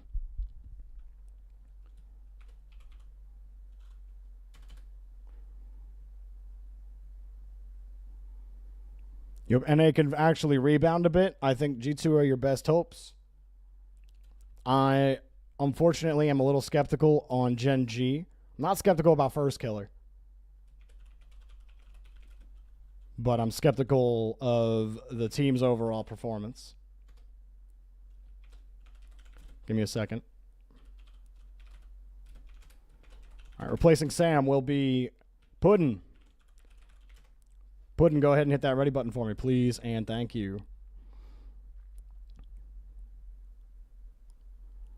Dazarin said, interesting. I think it's just... I think Gen G have a really good shot as long as they're feeling good. And I think as long as the vibes are good for them, I am not too worried. But I feel like if they get rattled early, I don't know if they're going to be able to bounce back from that. But I think Gen G and G2 are your only real hopes in NA.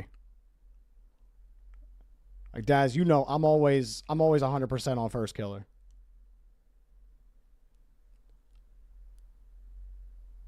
I do not doubt he will perform.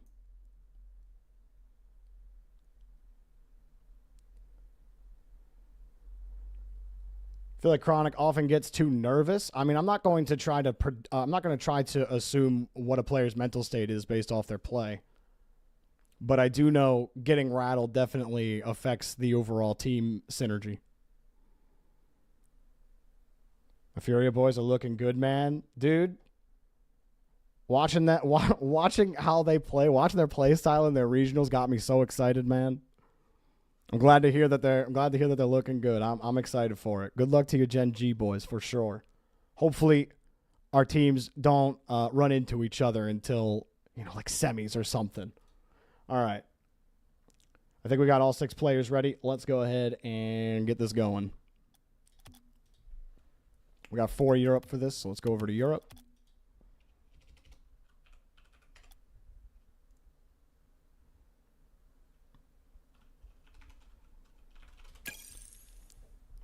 What is Furia's playstyle? Ultra aggro.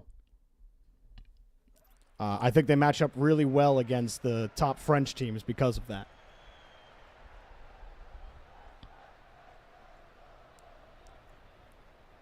I do also talk about it in the major power rankings video that Corelli and I did, which is on my YouTube channel. And we talk about all the teams. You see the vision they just got to execute? Yes, sir. For sure. It's similar with me with Gen G. It's like, if Gen G looked like they did in Regional 3 against the rest of the competition, then, no matter who plays against them, they're going to have to work for it hard. So, I'm excited. And LAN always brings out the best in those teams. I fully expect day one to be an absolute disaster for everybody. I don't think we've had a day one on LAN that had good gameplay in any major in the open era. I think every single day one has just been absolute garbage bin gameplay. All right, we're just waiting on, we got Yarosh and Pudding. We just need Mr. Low 5000 and then we're good. Let me see if he said. He didn't say anything, so we're just waiting on him.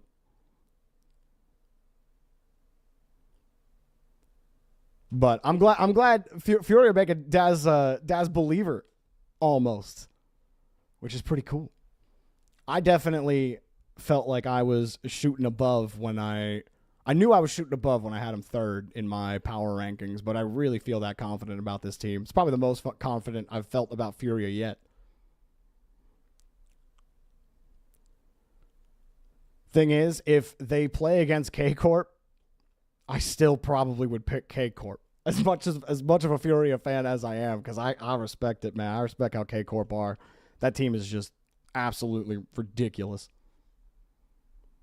All right, what's going on here?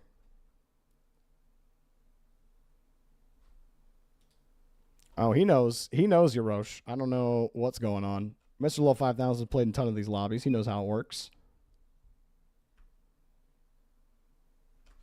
Let me check on him real quick. K-Corp is Vatira, Otto. Wait, Mr. Lull.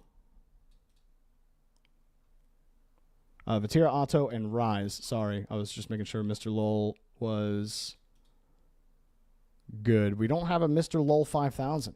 I hope everything's okay. Oh, wait, he's typing. He's typing. He's alive. He had to restart his PC. Okay. No worries. He'll get there. Relax, Yarosh. It's all good. It's all good. We've been looking at all of the backgrounds today. So let's go on a little journey throughout the streets. No graffiti. This would have graffiti all over it. Got to beautify that a little bit. Oh, into the drop off. Into the pit. Could you imagine you're just driving? You know, you're listening to an audiobook, or you're listening to some music, you're jamming, you're looking at you're kind of side-eyeing the greenery. There's that beautiful bridge. And then you're just driving and driving, and oh no! And you're dead. Also, the back of this building is not there.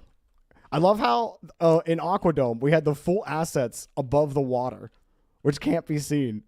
But this building, nah, we ain't putting those polygons back there. Forget that. All right, we got Mr. Lull 5000 here. Let's get going. On blue,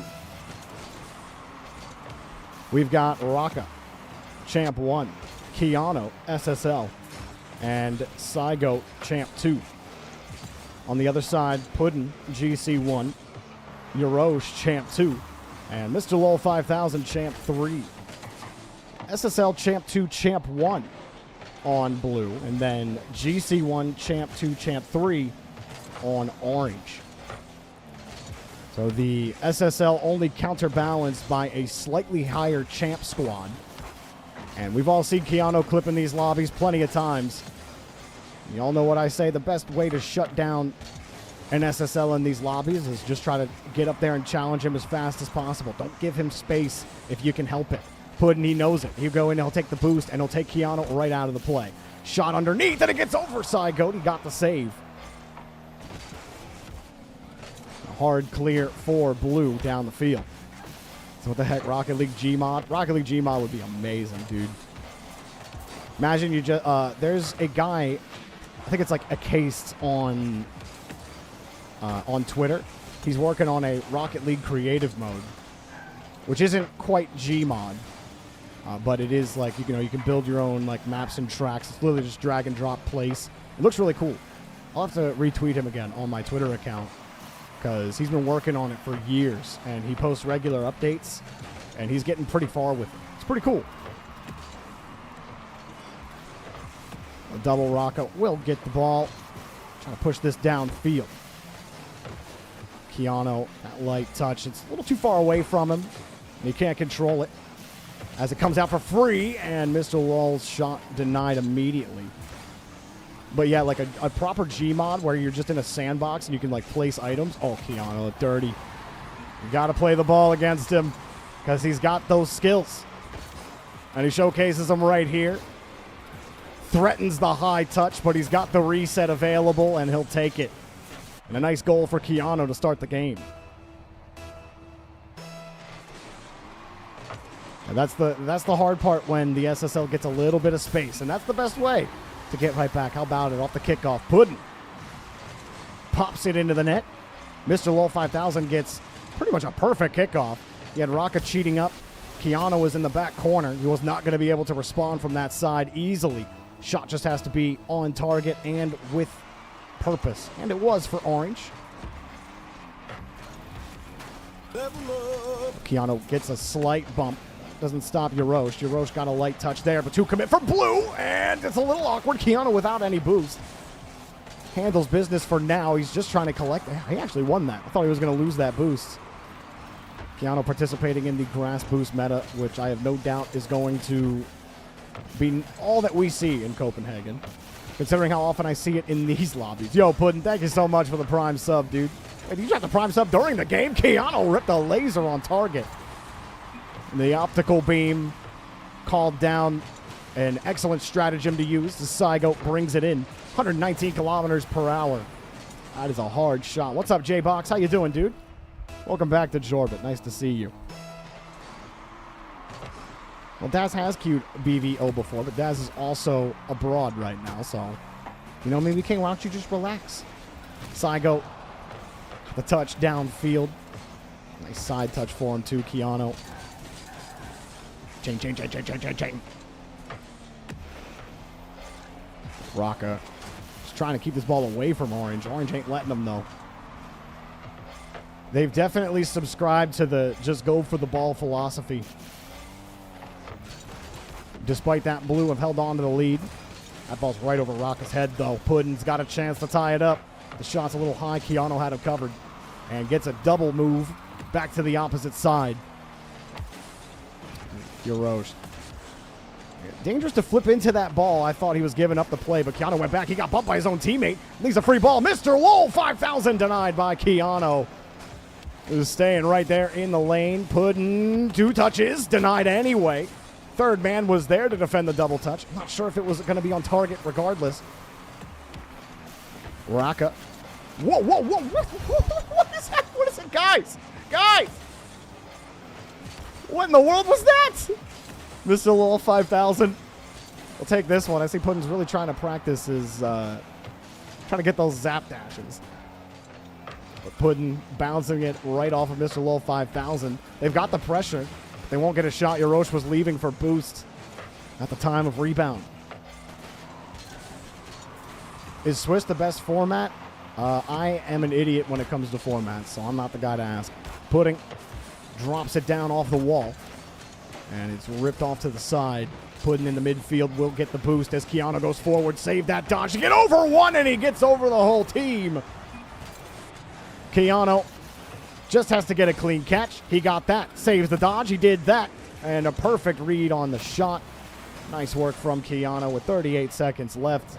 He is indeed being a little too difficult. You're telling me New Falcons and Rule 1 ain't making it out of Swiss? Saying Falcons aren't making it out of Swiss is kind of crazy. That is a hot take. I could definitely see Rule 1 not making it out. Saigo getting another goal here, and things start to fall apart for the Orange team. We'll give them one more goal to go until the Jorbital Space Station calls it early.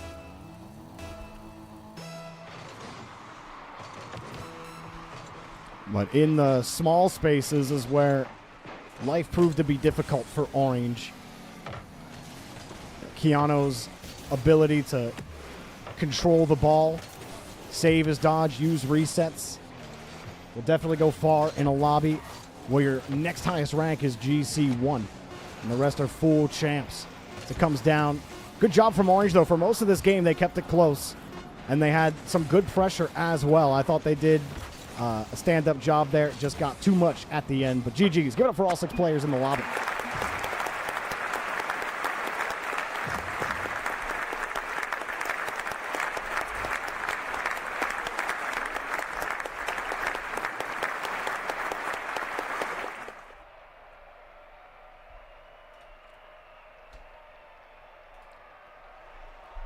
Even though I'm not a huge format nerd, I do like Swiss because it does give you a lot of games. You get 3 lives in Swiss.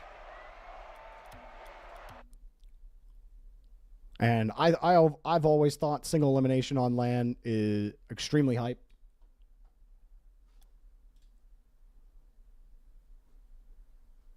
So that's just how I feel. All right. Next up, Chips, Aggro, and Harry Hardwan versus Ponto, Walado, and Mize. I believe it's Mize.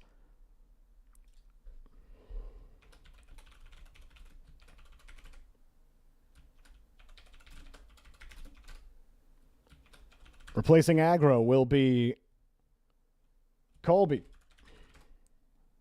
Colby, once you see the rebalance, go ahead and hit that ready button for me, please, and thank you.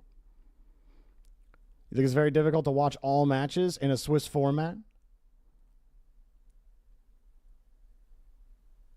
Yeah, I think there are different ways to do it. That's not a format problem as much as it is a days broadcasted problem. I always feel like there's always a way you can show every game. If A, you want the broadcast length to be forever, or B, you want to do it across more days, but those include a lot of background logistical things that become impossible, that are very difficult to overcome, and especially because in those early days, not a lot of people are watching anyway.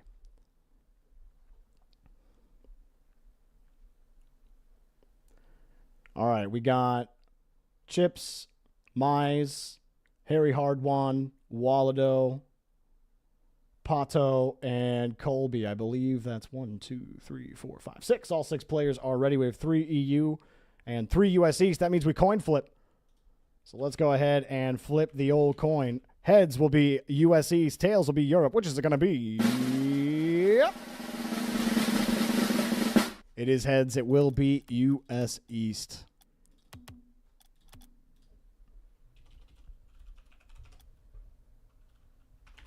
Although the Europe servers are getting a lot more action today than they usually do.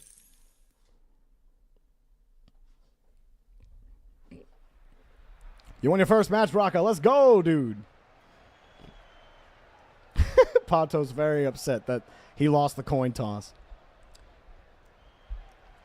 Yo, I know only about like half of you watch American football, but I saw that they made a change to kickoffs to be XFL style.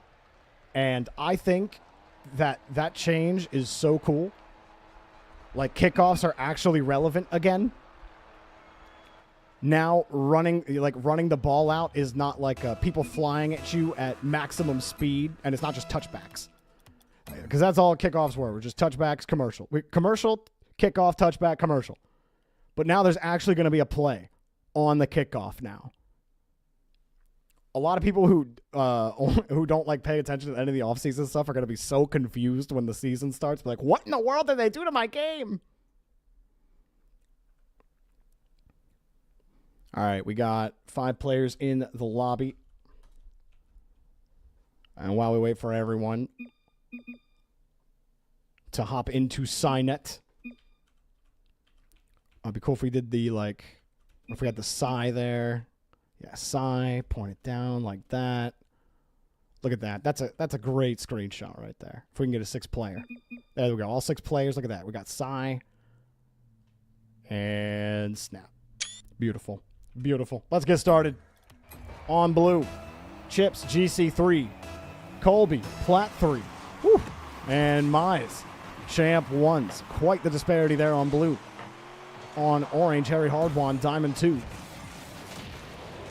Pato, Champ 3, and Walado, Champ 2. I believe Walado, that's a rank up for him, usually Champ 1. A lot of y'all have been ranking up lately. We love seeing it.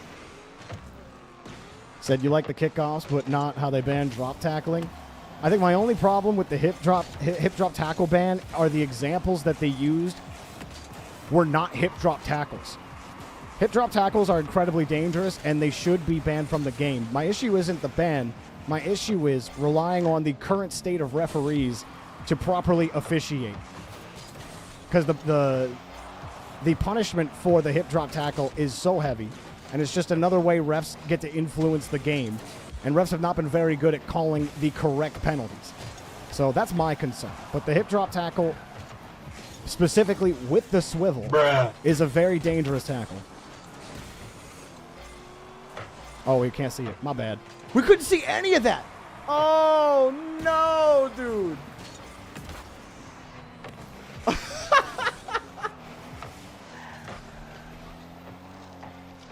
Oh. I'm so sad right now. That means my whole moment of going up to the sign, all of that was not there. Harry Hardwan will pick up the first goal of the game. The Diamond 2 on the champ squad getting it done. Chips was turning upwards. Colby was rotating back to plat 3. He's not able to get there. In his rip production, luckily we didn't miss any goals. We did get those.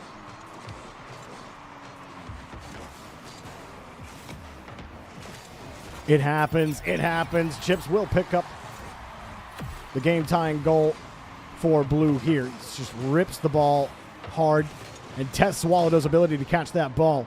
Wallado, unfortunately, could not get a handle on it. I think when it's that low off the wall, if I'm Wallado, I'm letting it bounce. It's a lot easier to just grab that ball on the bounce and then play it up the wall. Like, you see it go that hard and you know it's going to the wall, I just hit the brakes. Especially because, you know, Chips is still catching up to the play.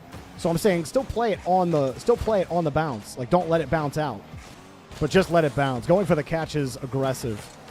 And you're definitely opening yourself up to more potential mistakes that way. Pato, he doesn't care where his team is. He's just going to miss off the post.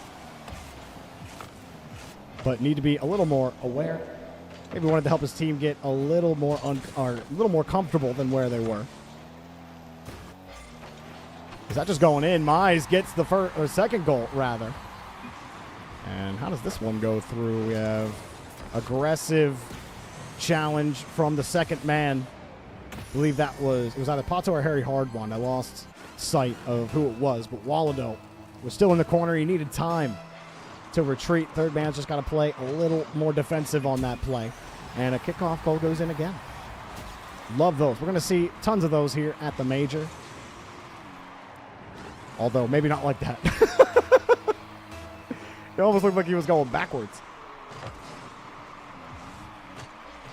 So O-line can still chop block, which is just as dangerous.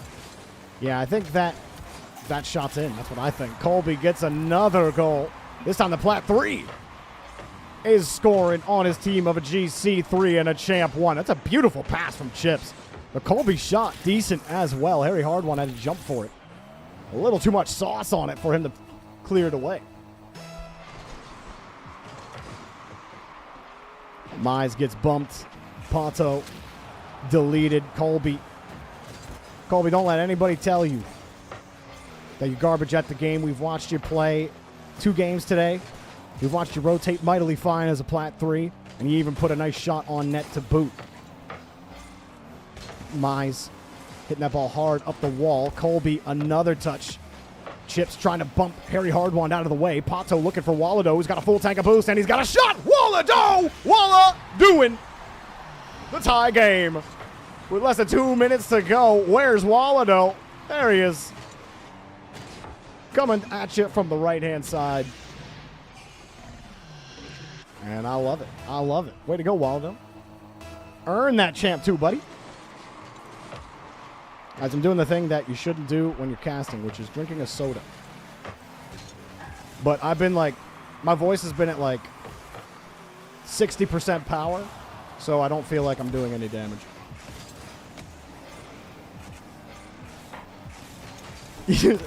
Walla doing it right. Everybody will be dancing and be Walla doing it right. It almost worked there. I put too many syllables in there. Shout out Daft Punk. Whoa, whoa. Okay, Harry Hardwon got it. Chips deleted. So still all tied up. About a minute remaining in the game. Again, really solid offering from Blue. I was kind of worried because you're talking about GC3, Champ 1, Plat 3. And that kind of spread really hard to make work in these lobbies. Especially when the other side is Champ 3, Champ 2, Diamond 2. Right? All 3 players on orange. They have a better intrinsic understanding of how their team is rotating. Whereas it is a bit different on Blue. Colby, not used to seeing that GC Champ level play. But he's been playing just fine. Yeah, what's up, HR? How you doing, man? Over on YouTube chat. Happy to see you. A competitive game through and through. Chips gets himself right through Wallado. Still cooking back into the corner. Lets it drop. Shot just wide of the net. Rebound is denied. Harry Hardwon Sits right in the lane. Colby couldn't get any air on the shot. Chips. Whoa. Yo, that was actually crazy timing on that pinch. Colby's just going for it. Love it. Whifty, though. No one gets the contact. Colby driving underneath, looking to demo them out of the play. And again, you really like seeing how the Plat 3 is playing in the game. Even when he's off ball, his off ball decisions, going for that demo, or going to steal that boost out, immediately getting back. He hasn't over-rotated once. And now he's going for the rebound, but 2 commit from Orange, and they keep him out. A pinch will give Orange a little bit of space to breathe. Oh, Chips, a little awkward. Oh, no. Whoa. No. Chips ripped open his bag, and all the chips fall onto the floor. You ain't eating those. No 3-second rule for you. Oh, back to the scrapyard. Unfortunate, Chips. It was a heavy touch initially. He lost it, and that is going to do it. GG's. Give it up for all 6 players in the lobby. Absolute tragedy.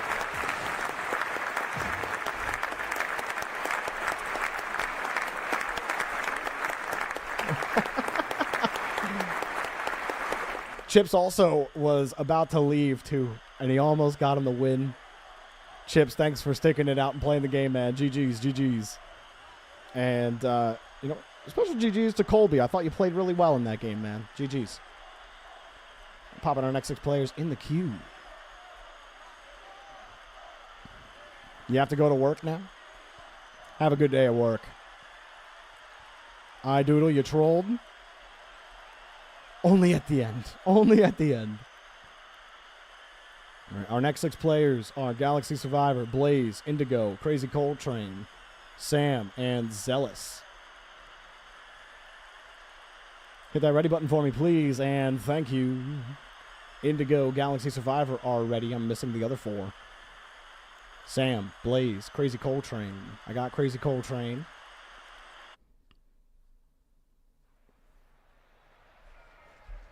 I need Zealous, I need Sam, and I need Blaze.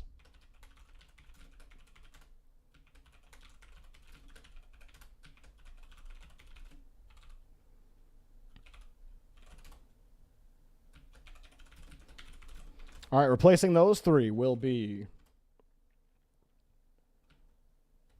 Shanino. I think that's how you pronounce that. Marvo. And Junior Coffee. Once you guys see the rebalance, hit that ready button for me in the active match channel, which will be right underneath the post-game stats channel. If this is your first time in a blue versus orange lobby, that's how you get in there.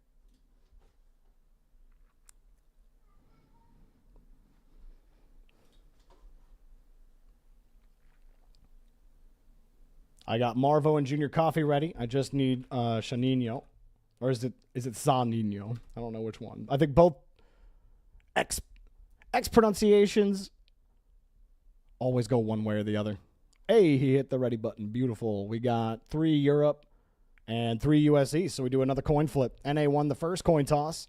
Who is going to win the second one? Remember, NA is heads. Tails is Europe. Here we go. It is tails. Therefore, we play on Europe in this server. We're going to change maps. I'm feeling a little bit of Forbidden Temple. Let's go ahead and move ourselves over there.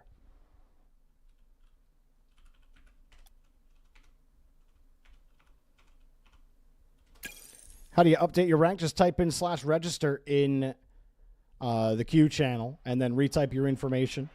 If you are in the queue when you update your profile, it will not update until you're processed through the queue once, so keep that in mind. All right, so we're on Forbidden Temple. Whoa. That was quick. Junior Coffee got in here instantly. We'll wait for everyone else to get in. I do love that the waterfalls drop off into nothingness, although this kind of looks cool. Moving out. This waterfall kind of looks like an infinity pool wall. You know what I mean? Like the infinity pool's up here, and the wall to it goes down there. This is the real waterfall right here. Got 2 players in. You're keeping it in mind? What are you keeping in mind, Spaceman? What's up, dude? Lovely stroll through nature. And I got to say, the structural integrity, I don't know how this thing is balanced. How is it not falling over? That's incredible. Holding all of its weight on the stone right here. They must have stacked a bunch of sandbags on this side or something. You know, it would suck to get seats here, though. Like, if you bought tickets to the game and this was your vantage point, this is worse than a nosebleeds. Granted, you know, the stadium's over there, so you probably won't sit right there. In fact, if you sit there, you'll probably knock over the tower, so. Still waiting on everyone to get in. We got Galaxy Survivor and Indigo. While we do, we're just taking a little tour. Now, why are there... Oh, these are drums. Dude, my brain deciphered these initially as just targets. Like archery targets. And I'm like, why are those there? Oh, look, they got the Nickelodeon slime, except it's like magenta. That's this color, right? Magenta? Did I get that right? It's very pink, but also purple. We got 1, 2, 3. You guys can join your teams when you are ready. Now, just imagine if an arena like this existed, IRL, and you walk into the stadium, and it looks like this. Can you imagine? Like, you're walking down to go get your seat, and there's just a frickin' waterfall as you walk down. That'd be some gaudy stuff right there. It's like, it's literally in a moat. Like, tell me that's not cool. All right, we got all 6 players in the lobby. Thank you, Jamie. Appreciate you. Welcome to Jorby. We've got Crazy Colt Train on Champ 1. On Champ 1. On Blue, Champ 1. Indigo, Champ 3. Galaxy Survivor, Champ 1. On the other side, we've got Coffee, Diamond 3. Marvo, Champ 1. And I believe it's Zanino. We'll stick with Zanino, GC2. So you got high card GC2, Zanino on orange. And it is also Zanino's first time playing in blue versus orange. Hope you have a good time in the lobby as a lobber goes straight into the net. And Zanino gets the easy goal to start blue. Not respecting it here, going to get that corner boost. And whoa, jumping at that ball. Junior Coffee was really feeling he could go for it. But he could not. The ball sails right over his head. He ended up jumping. Knew he made the mistake. Oh.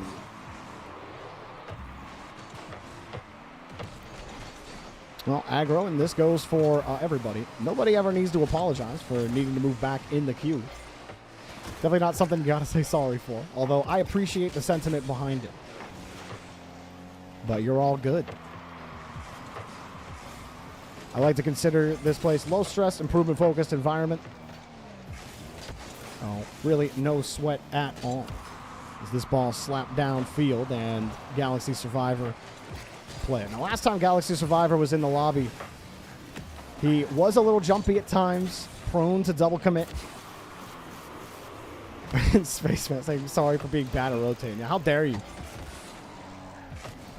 There's a little bit of extra work. I mean, it's fine. Really, I'll tell you what, the only people you should apologize to are the other players. Because it's their game, you're delaying. But it's also totally understandable. If anyone ever gives you flack for that, you let me know. No one should be giving you flack for having... Oh, no, you had to move back because you have real life. Wow. You know, for those of us chronically online folks, I know we tend to forget that. Indigo will put the first ball in for blue as Galaxy Survivor sets him up nicely here on the air dribble into the follow-up 50-50. And Indigo... Zanino was not, I call him the other thing. Zanino was not respecting the pop potential there from Indigo. He'll respect it now.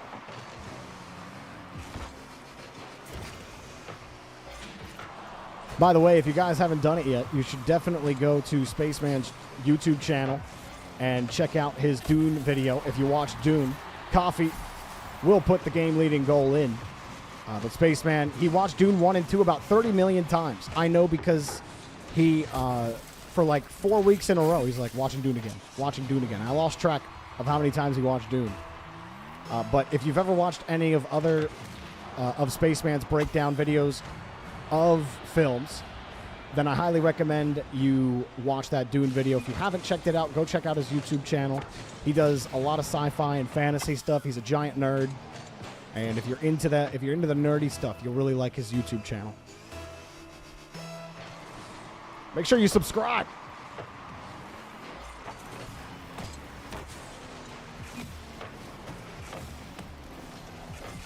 Galaxy Survivor underneath. Got the bounce off the ramp. Nothing there for Coltrane. As Coffee coming down, but it's put up high by Galaxy Survivor. Coltrane coming deep back. Still gets a shot on target, but not any power. He got bumped off the ball as he made contact. Indigo off the ceiling. Okay, Indigo cooking a little bit. I like the ceiling double tap. Let's go. Coming out from the Champ 1. You'll love seeing it. Yesterday, we had 2 Champ 1s hit a ceiling double tap into the net. And Indigo almost did it again. What's going on with the Champ 1s lately? Galaxy Survivor tries for the pincher, but Zanino has not let them through that third man line. He's really kept that ball tight or cleared it right over their heads. Really, whatever tool he needs to use to get it by blue, he's been successful. Even right here, playing it out to the sidewall. And for Orange, it's really nice to have a teammate like Zanino where you know it's going to be a reliable clear. Makes the game a little easier to read on defense. You don't feel as much pressure on defense. Marvo actually jumps over Galaxy Survivor, starved him of the boost. Galaxy feeling the pressure and could not find a way in. Good try. Galaxy Survivor, despite losing the boost, could not be pushed off the line of the ball. Zanino underneath on the reset and forced him out of the 50. Wave dash off the post. Got the shot. Zanino don't quit. And he's got another goal. Reset, got underneath it. He got another reset, used the wave dash, got there for the 50. I mean, that was just a ridiculous sequence of events. What rank should you put? Whatever your current highest is between 2s and 3s. Indigo said he's Champ 3. Oh, I was looking at the wrong name. Indigo's Champ 3, never mind. But still, I still did see 2 Champ 1s hit ceiling doubles yesterday. So my point stands still. Well, fair enough, Indigo. My bad, bro. Spaceman, you've officially queued up for BVO. Let's go, dude. Let's go. I love it. Whoa. Zanino does it again. It's a simple touch. Galaxy Survivor. What are you boosted for? Oh, bumped himself into Zanino. And poor Galaxy Survivor, no way to get in on it. Will there be drops on this major? No, there will. And there will be drops on this channel as well. Official drops. Not even joking. Pretty cool. I still don't know if I'm going to go live at the start of the stream because that is literal dawn hours. And like I said, I don't want to wake up my whole house. So be sure you tune in this week, though, for the major. We'll be watching. We'll be rooting on. We'll be cheering on Furia. And we'll be watching Indigo get a nice goal thanks to his friends over at Orange Incorporated. Let's watch it one last time down on the ground cam. Flying in. Oh, no! Just jumped into the ball as it's floating towards him. And the ball ends up over his head by the time he can touch it. And an unfortunate own goal. But it still is likely too late here for Blue. We'll see what they can do. Back across and Indigo. Almost. Galaxy Survivor, he's feeling that pressure as well. They bump into each other. And that may be another goal, but Coffee can't get that one. Marvo puts it down into the net, and that will do it. The Jorby Space Station has watched enough murder. And GG's. Give it up for all 6 players in the lobby. As Zanino, I have no doubt you probably had fun in that lobby. Welcome to BVO, man.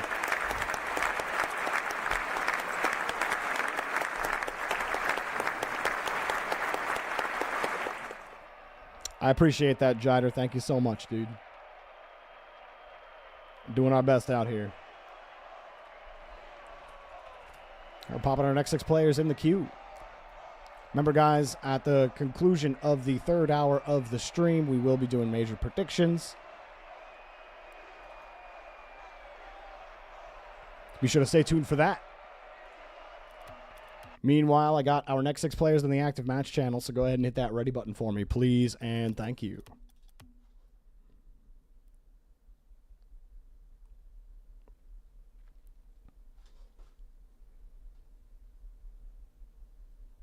You still hyped for the major, Duck Boy? Who you rooting for again? You're rooting for G2, right? You wish Moist were at the major? I know. 1, 2, 3, 4. No, 1, 2, 3. I got 3 people ready.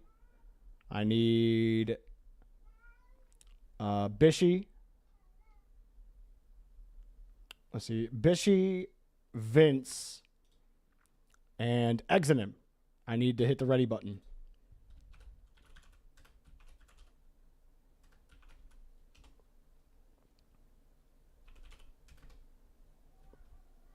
All right, Exonym has hit the ready button.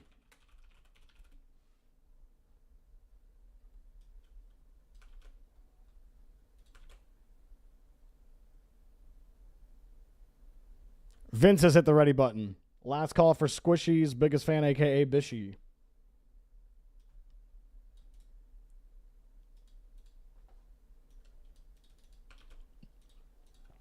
All right, no Squishy's biggest fan. We'll try him again later.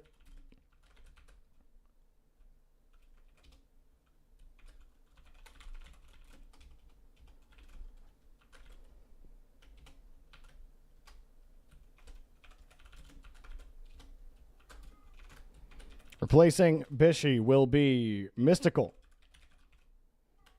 Mystical, once you see the rebalance, hit that ready button for me, please, and thank you.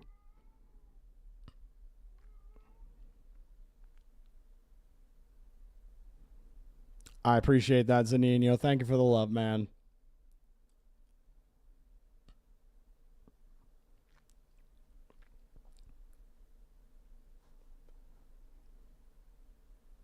All right, I'm just waiting on Mystical to hit the ready button, and then I'll create the lobby.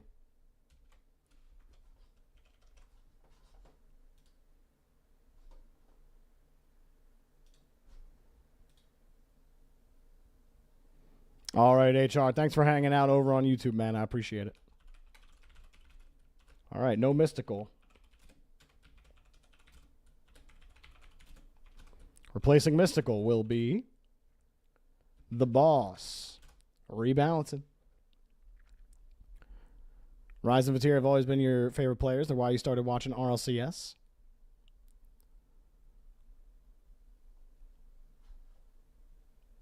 Yeah, that Queso roster really came and stormed onto the scene. It's kind of cool that it happened at our first crowd major over like a year and a half or 2 years or however long it was since the last like LAN we had before LA with a crowd. That's why it's so hard to beat LA for a lot of these LANs, man. Cuz like you had the edging for years of just wanting crowd lands back. And not only was it the first crowd land back, but you had the run from Space Station with Daniel. You had Queso come out of nowhere. And then you had Jane Apps finally win his first LAN. Like, LA had a little bit of everything, man. We had the outdoor set. The outdoor set still went so hard. All right, I got the Boss ready, and I think we're good to go. All right.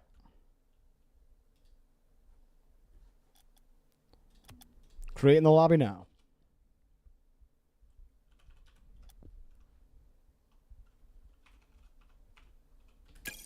Lobby's up.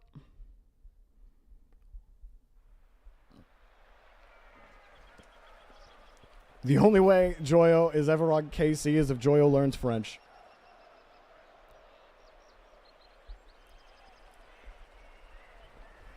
Even still, Otto is insane, so.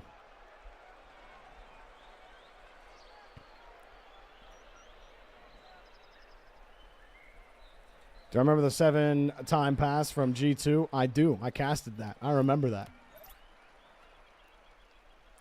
That was the most entertaining final I ever got to cast. Was in LA. So maybe that's part of the reason why I think so highly of it. Like, I think of all the finals I've casted, Season 7 Game 1 was hype. The rest of the match was not that. Was just dominance from Vitality.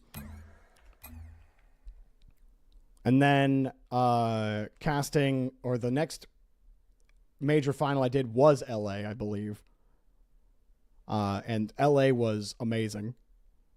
And then I did the grand finals for Worlds, and BDS absolutely crushed G2.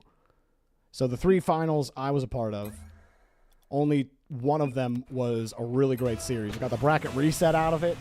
Like, everything about that series was awesome. On blue, we got Imagine back in the lobby. Champ 1. Aggro, Champ 1. And Exonym, Diamond 1. On the other side, Champobot returns to us as a Champ 1. We got the Boss as GC 1.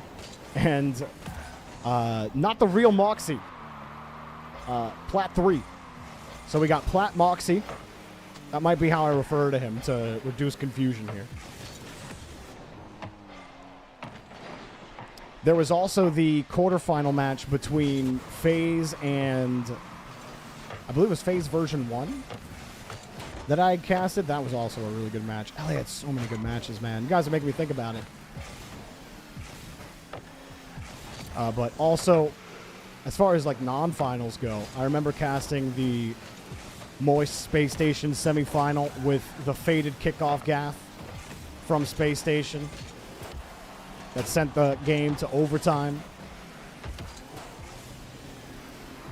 That was great. That was also the only semifinal where, in the era of tri-casting, the only time I casted with Cole and Stumpy together, which is pretty cool. That was a really fun cast to do with those two.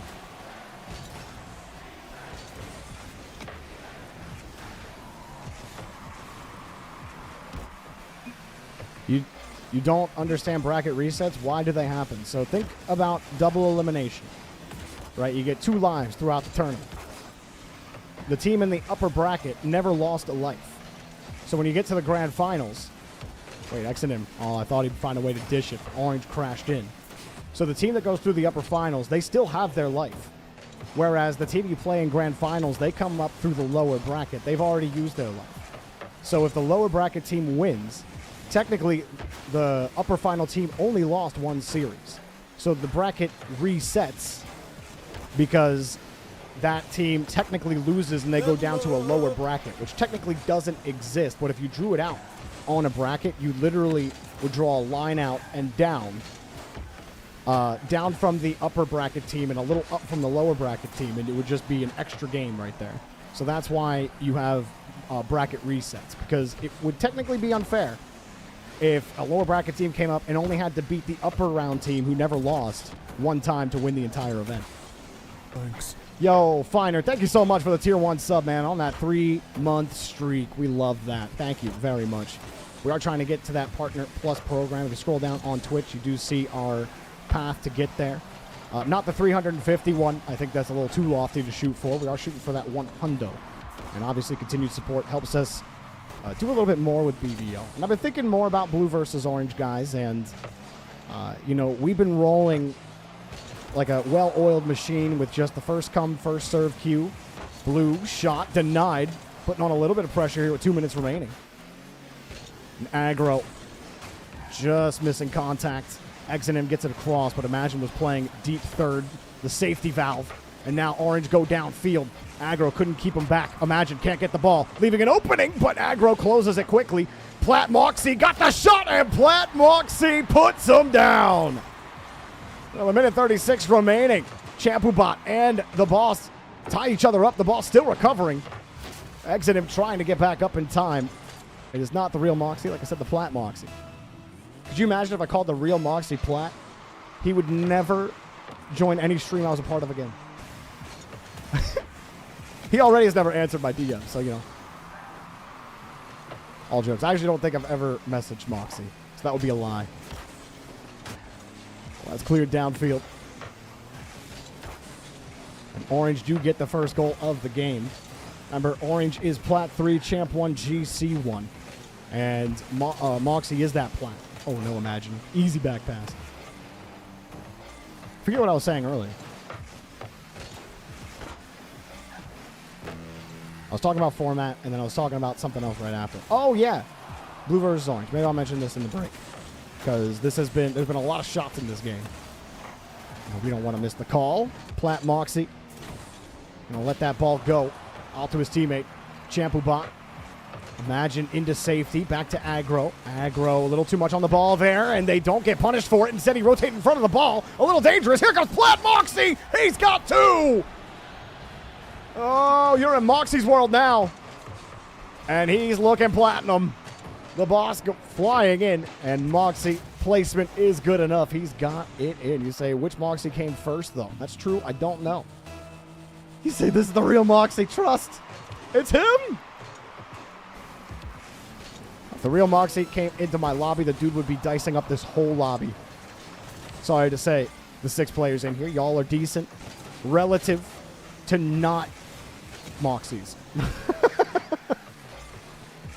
You know how it goes. Challenge from Orange goes over to the far side. Imagine denied again, and it looks like Orange will take the game win. With the pass in front, it doesn't even matter. Aggro getting bumped around like a pinball. And that will do it. Orange win the game. GG's. Give it up for all 6 players in the lobby.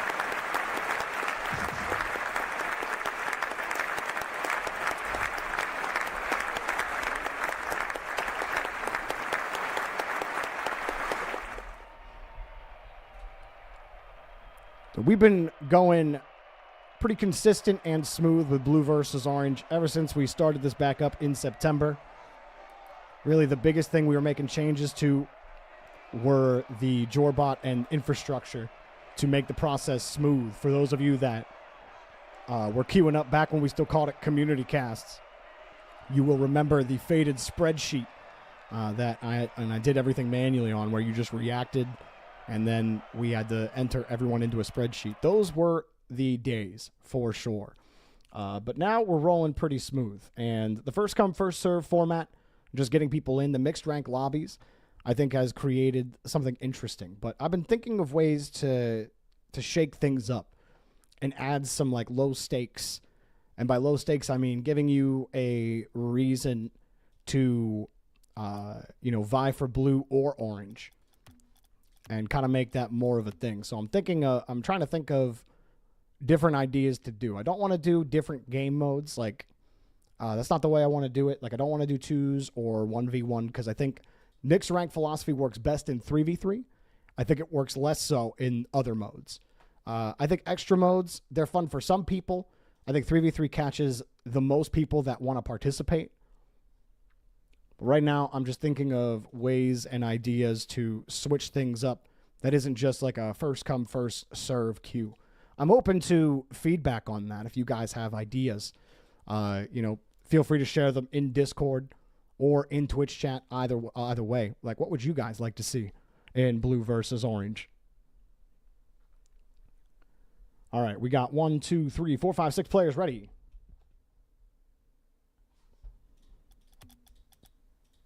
Creating the lobby now.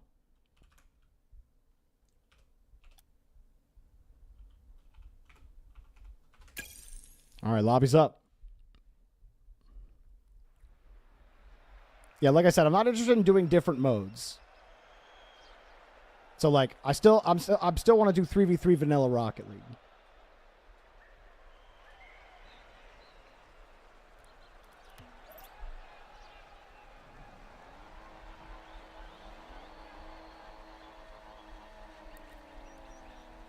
All right, we got 5 people in the lobby. Devexium is here as well. As soon as he joins, we go, go, go. All right, we don't even need to pause. Let's get it underway on blue. Potatoes, Champ 2. Extra, Diamond 2. And Zealous, Champ 3. On the other side, I have Dusk, Champ 1. RC, Champ 1. And Devexium, Champ 2. Who do I have winning the major? I am going to be doing predictions at the conclusion of blue versus orange today, which will be at the top of the hour. So if you want to see major predictions, stay tuned for those. Those will be happening soon. Please eventually do snow day. Like I said, I'm not doing other modes. 3v3 captures the most people. And I want to encourage people to participate. I think the only other mode that I would really be interested in doing it. No, see, I told you, no other modes. I'm not interested in doing other modes. I already said it. But yeah, I am looking for different ways to shake up the format other than it being first come, first serve. Some things I've thought about are like having everybody queue up initially and then separating both sides into blue or orange to kind of give you some allegiance to a color. Dusk will score first. So he rolls around the midfield. He gets pull bumped by his teammate and a little shuffle step from RC, but it works out as blue aren't able to come up with the grab. Tournaments. I thought about tournaments. The problem with tournaments is that it requires a little more infrastructure and help. And unfortunately, I don't have the money to pay people to help me. So I'm just trying to shake up the current standard, or the current formula, where like I need someone to, kind of manage things as far as admin goes, because I would be running the production and stream as well. And this is a lot to handle by myself as it is. Extra will get the game tying goal. And nice challenge in front, off the ceiling and into the net. King of the Hill style threes. I thought about King of the Hill style threes.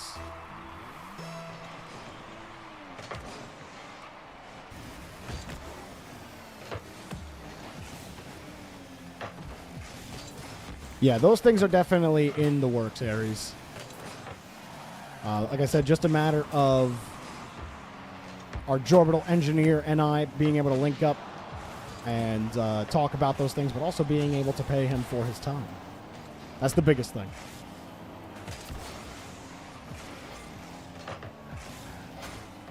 As this one comes up high, Zealous tries to get there. You want to see the most random teams? I did think about doing the queue differently, where everyone queues up and then Jorbot picks randomly. But I also don't know. Oh, God. I also feel like that would feel worse for players. One benefit to the first come, first serve model is that players can kind of guess when they are going to be playing. I guess being random would have you stick around a little more often. If you lose a game, you're perma-banned. There we go. There we go. Yep, that's it. You'll lose and you never come back to Jorbit. You're banned.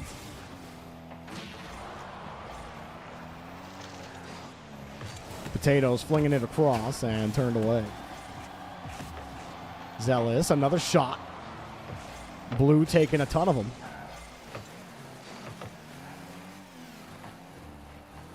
A lot of space here for Blue. Extra gives leeway to Zealous from South America, but won't have a back wall to shoot at. You say, oh, there's stakes now? Yeah, what are the stakes a little?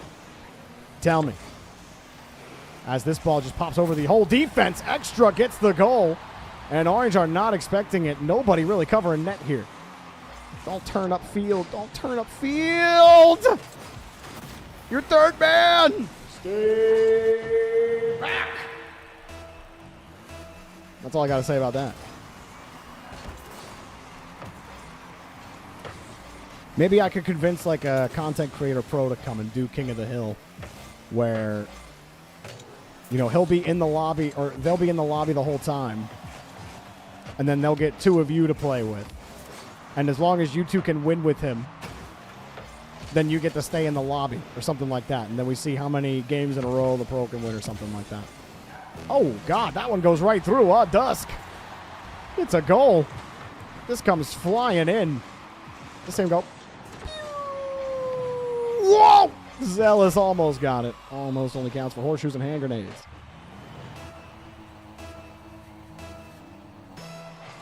I'm not going to tell other people to do content on their channels. Why would I do that? Devexium bumping one out of the play. Zealous trying to keep control of it. Devexium knocks it downfield, but no boost. Can't follow it up with a threatening shot.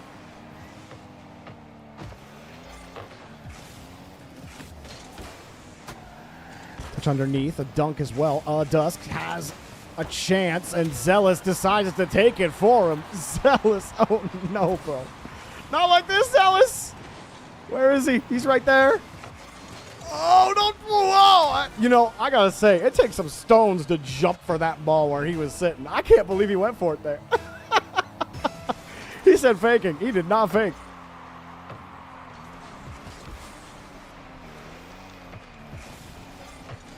We're all tied up.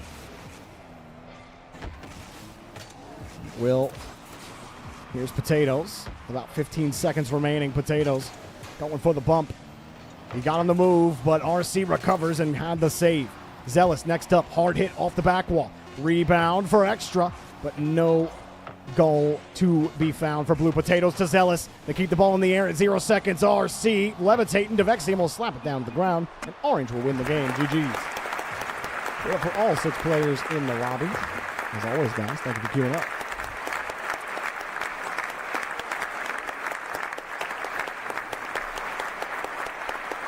Overall on the day, Blue have scored 27 goals. Orange have scored 31. You got the shot differential, 90 shots to 88 shots. So the shots have been quite tight. Overall, has been very balanced today. Jorbot's been doing a great job. The assists are really close, 21 to 19. The saves, a little more heavy on the Orange side, 8 more saves than Blue. And then the demos and bumps usually end up being close to the same amount, which to me, I always think is interesting. It makes me feel like bumps, like just the natural amount of bumps that happen, end up being even for both teams in these mixed rank lobbies.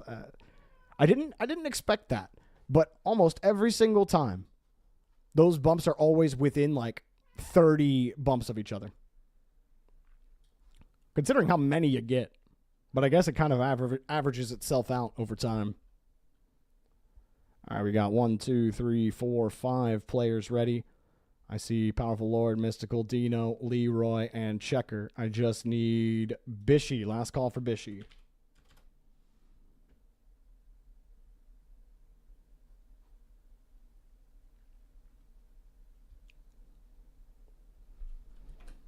All right, no Bishy.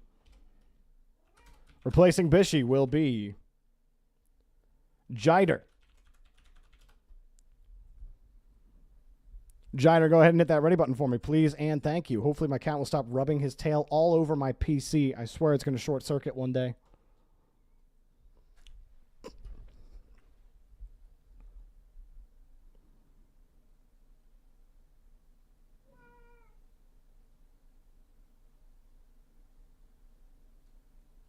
All right. Yeah, I mean, there's a million videos out there, right, where they're like, what if we did, what if I got 2 pros and then we placed like 5 of you on the same team? 1, 2, 3, 4, 5, 6. Go, go, go.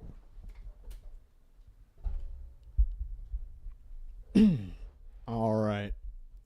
Creating the lobby now. We got 4 Europe in this lobby, Leroy, US West. So have fun.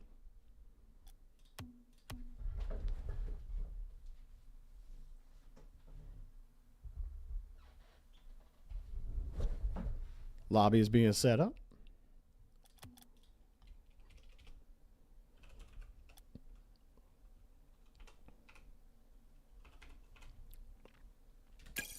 All right, lobby's up.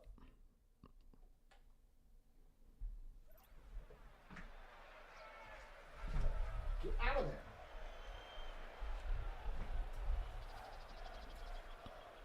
All right, once everyone's in, we'll get on going.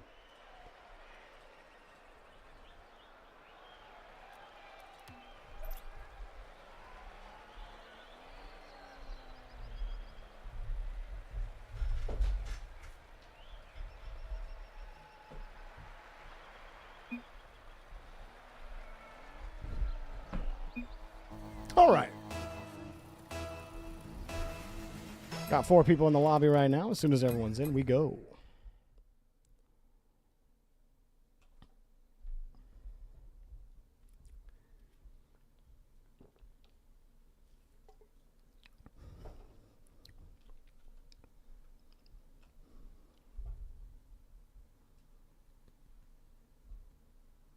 Come on. Come up here.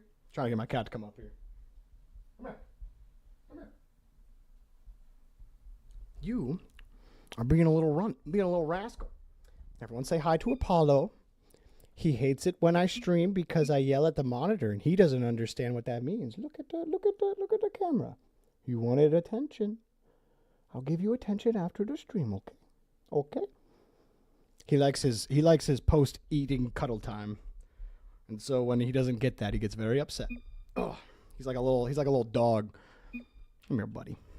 All right, we got all 6 players here. Let's go and play the game. We got on blue, Leroy, GC1, Checker, Champ 1, and Dino, GC1. On the other side, we got Jiter, GC1, Powerful Lord, GC2, and Mystical. Backflips are for cool people, and Mystical's as cool as they come. Like a cucumber, he stretches out, and he cuts them down, looking quite green there. Nice recovery and good shot.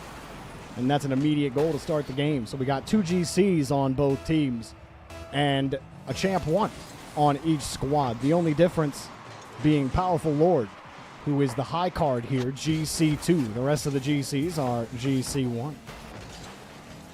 You know, one day Artemis will come by and yell at me for food while I'm streaming, and then I can show you guys Artemis, but she always separates herself into a quiet room whenever I'm streaming, and Apollo always yells at me because he's like, this is untenable. Stop it. But for now, it's all you get. The demo opens up the gap, and Checker kings himself into the back of Orange's board. Checker with that touch to get it around Mystical, and of course that demo helping him out. Nice work.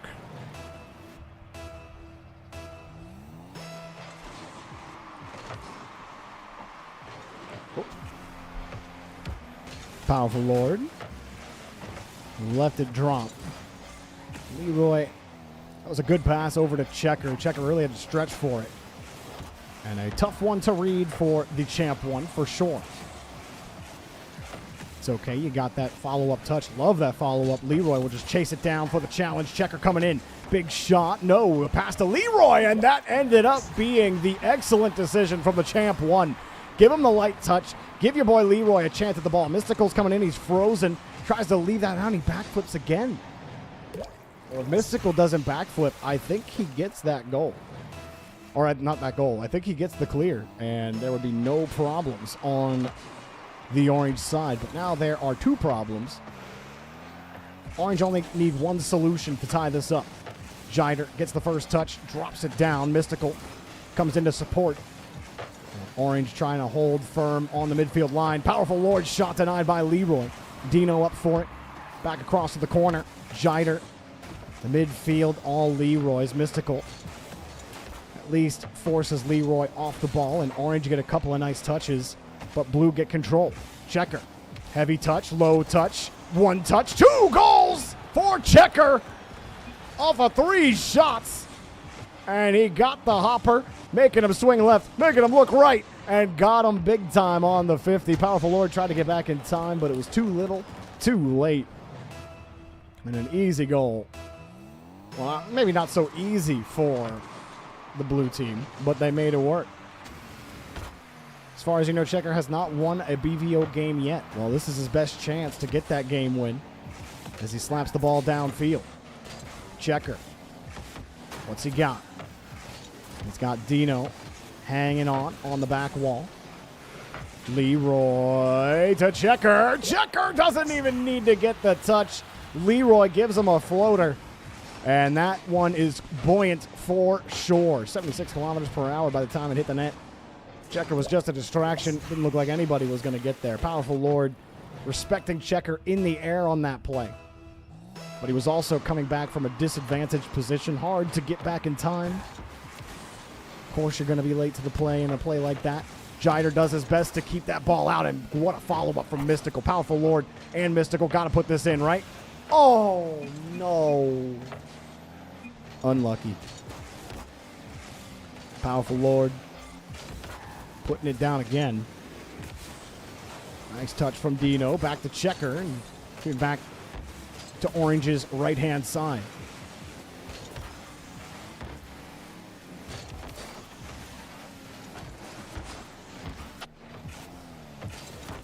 Jider came flying in. Actually got a clean touch.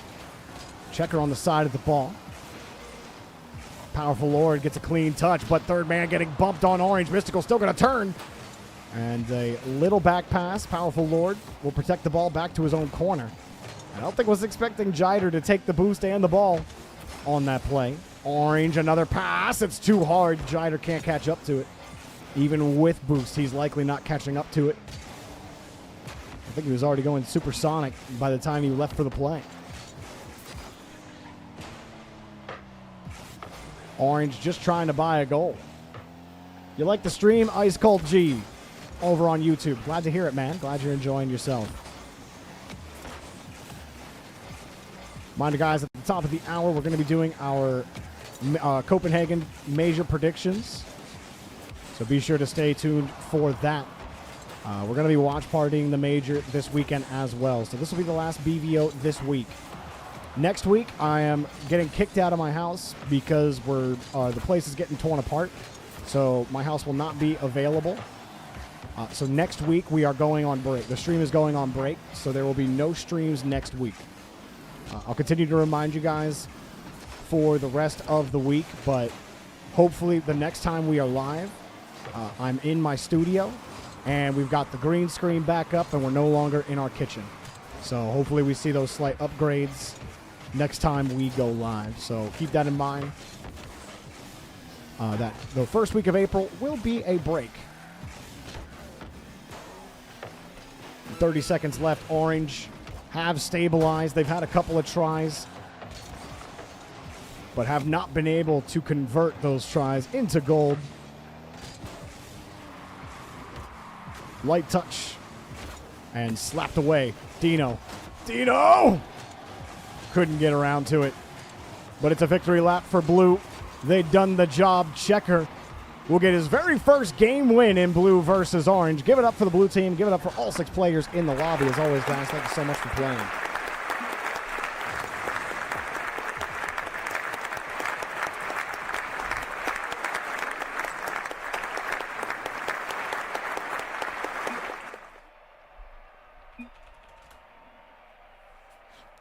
We're popping the next players in the queue. Good job, Mimi King. Good job, buddy.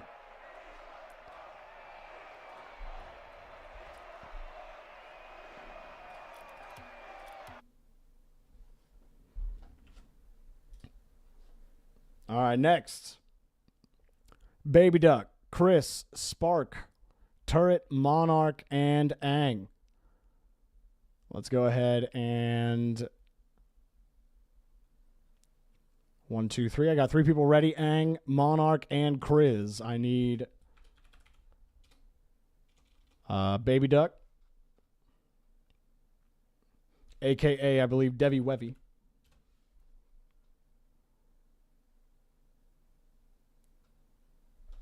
I need Turret. And Chris M.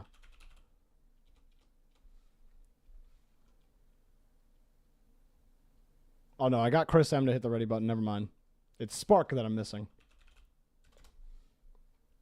Oh, Devi Wevy's ready. Got you. Turret's ready. Got you. Just need Spark now. Then we're good to go. You won 2 the other day? Very good. Very good.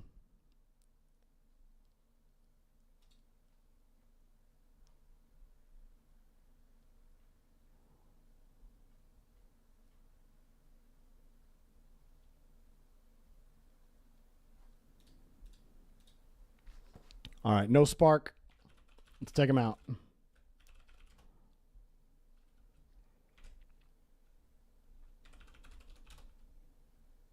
All right, a little. You're up next.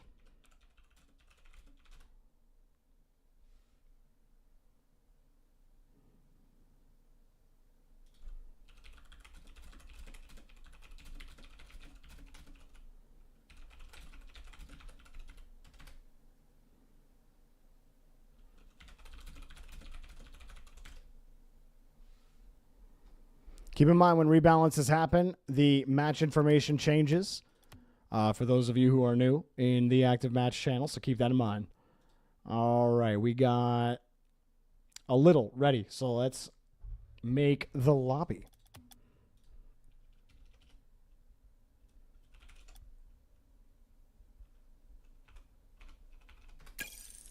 All right, lobby's up, guys. Get on in here.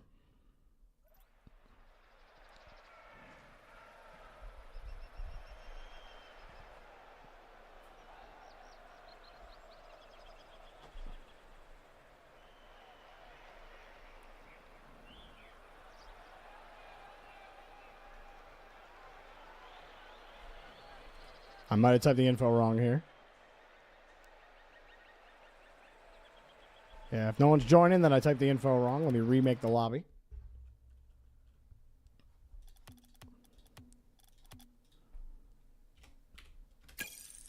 All right, lobby should be up now.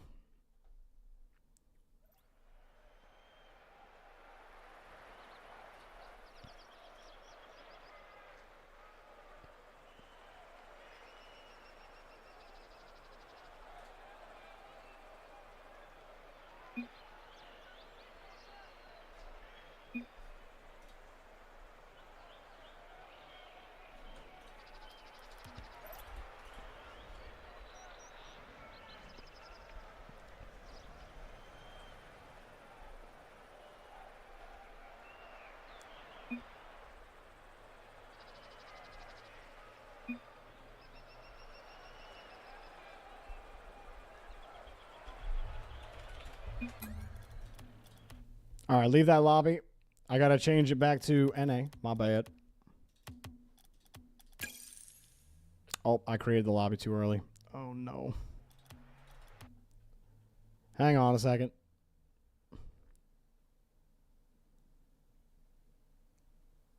Going to give it about 10 seconds for everyone to leave that lobby, and then I'll create the new lobby just to make sure everyone can get into the same lobby. And then we will be good to go.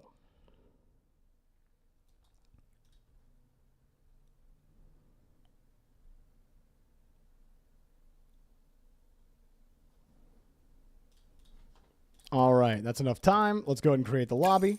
Lobby is up. All right, let's try that again.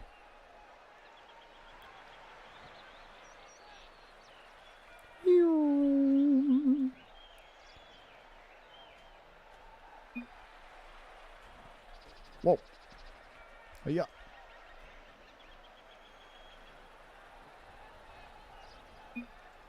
What's up, GamerCon? Good to see you back, dude. It's been a bit. Happy to see you back.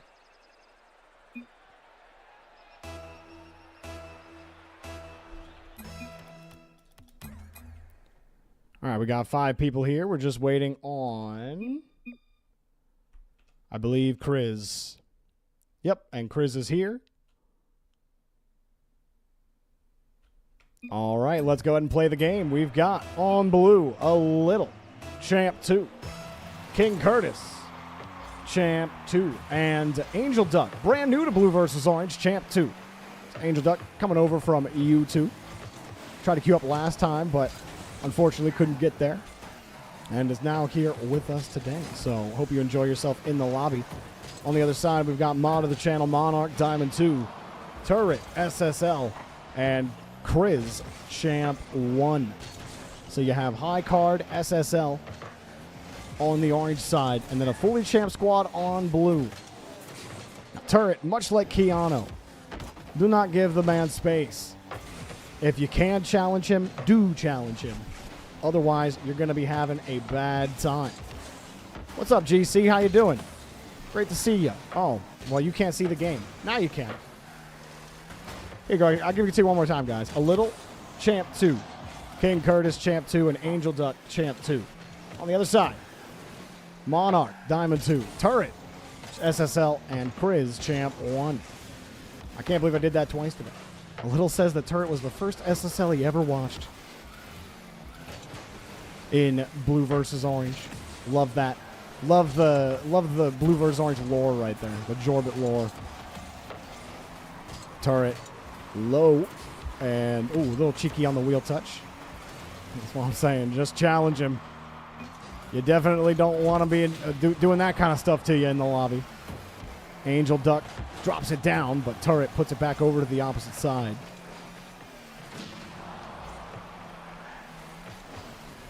Angel Duck, huge flick and a better save. Came off the bar. I don't know who it was that came across. It might have been Chris for the save. As this one comes in, and there's King Curtis for the first goal of the game. A little with the first 2 touches out. He even gets a follow-up 50, Chris. Unlucky for him. Trying to get that challenge, but a little's roll just ends up winning the 50 for him. The ball was going every direction, he said. You recently got into one of the colleges. You got your top 3 options. Yo, let's go, GC. That's sick. Where are you going? Congratulations. Chris got the touch. Back to Turret, but demoed on the play. Monarch slips it underneath, and there's the save. King Curtis comes down and got the grab. Monarch thought he had a nice roller goal, but it was denied. As that ball pushed back out to the side.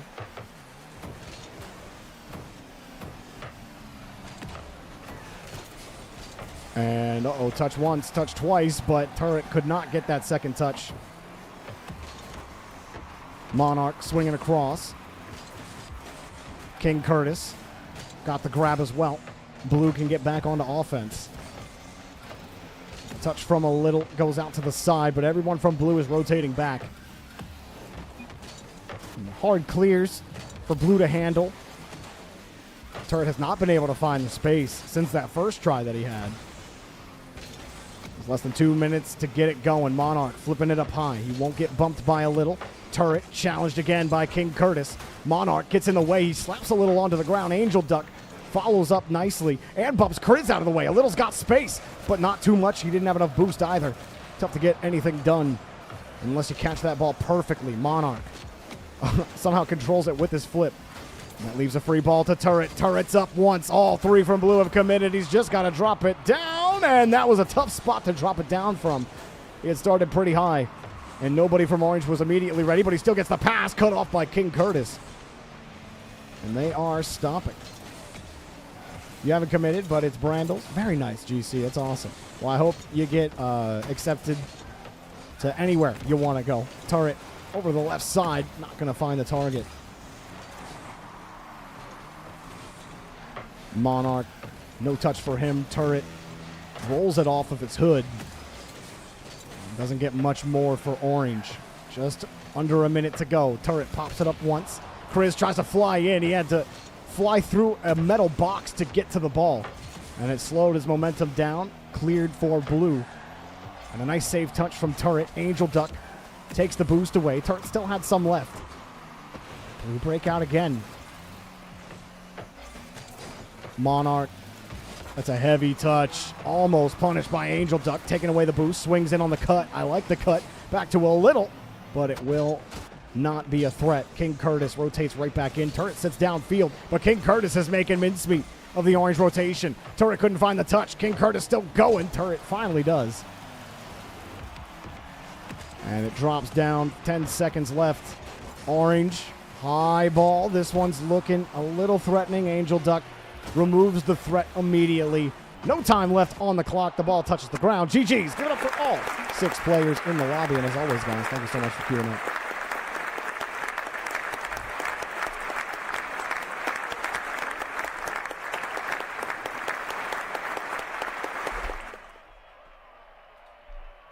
All right, Q Pop. Let's get this ready button going quick if you're in the next lobby. Bruh. I still have not watched X-Men 97 yet, but I heard it's really good. I can't wait to watch it. Watching other stuff right now.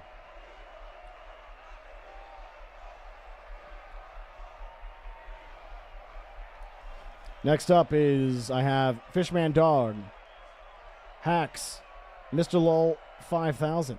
You won the first game you ever had in the stream? You did, Baby Duck. I hope you had a good time, man. Thanks for queuing up. Mo Safe Scythers are ready to go. I'm only missing Raka. I need Raka to hit that ready button, and we're going. Raka's ready. Let's get the lobby set up. Remember, guys, at the top of the hour, we're going to be doing our major predictions.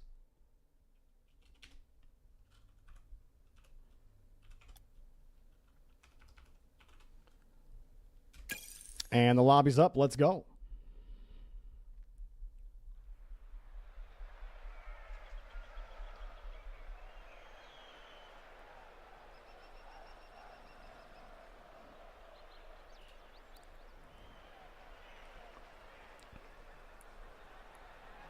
All right.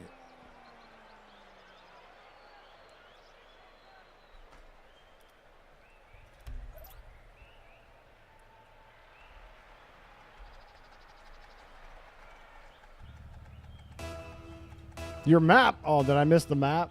I'm sorry, dude. We'll start on Wasteland next time. My bad, bro. I missed it.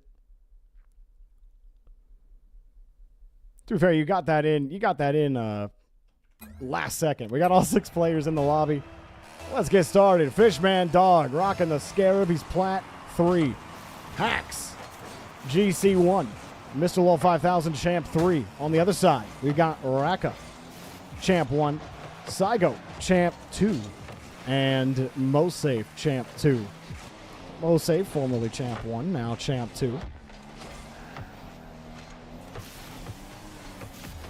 We got High Card GC1 on the blue side. Hacks, brand new to blue versus orange. It's first time playing with us. Hope you enjoy yourself. Well, Raka doubles. It was 2 touches, but not on target. No, whip it! Say, isn't Mosafe the original Mo? I believe he was. Him and Majestic Mo, I think, came at the same time. Mosafe will score, though. You know, Mosafe made his mark in blue versus orange when he surprised me with how good his Champ 1 shooting was. And he picks up the goal there for his team. Not a crazy shot by any means. But that was, I remember, the first thing. Or the first thing that I noticed about him when he first played many months ago.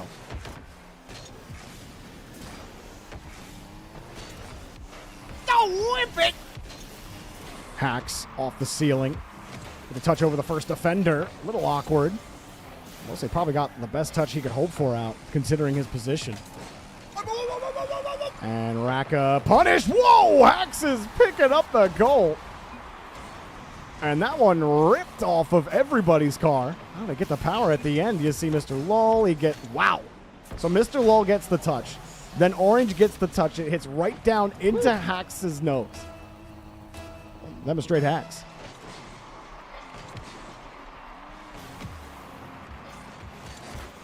The challenge from Orange will put the ball right back downfield.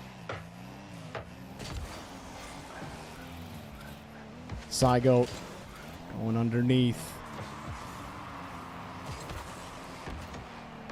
Start building a presence here in the blue half. Raka challenged again. Fishman Dog is there in the Scarab. I love the Scarab confidence pick from the Plat. I always tell you the blue versus orange Plats hit different. Fishman Dog's showing you why. No fear in this man. We'll buy some time. He may even get a little bit more. Hacks almost created an opportunity just by being there. Mr. Lol 5000 is just enough boost in the tank to move his body to the net. No problem. This chassis is light like a feather, and he'll float through the air beautifully to get the second goal for blue.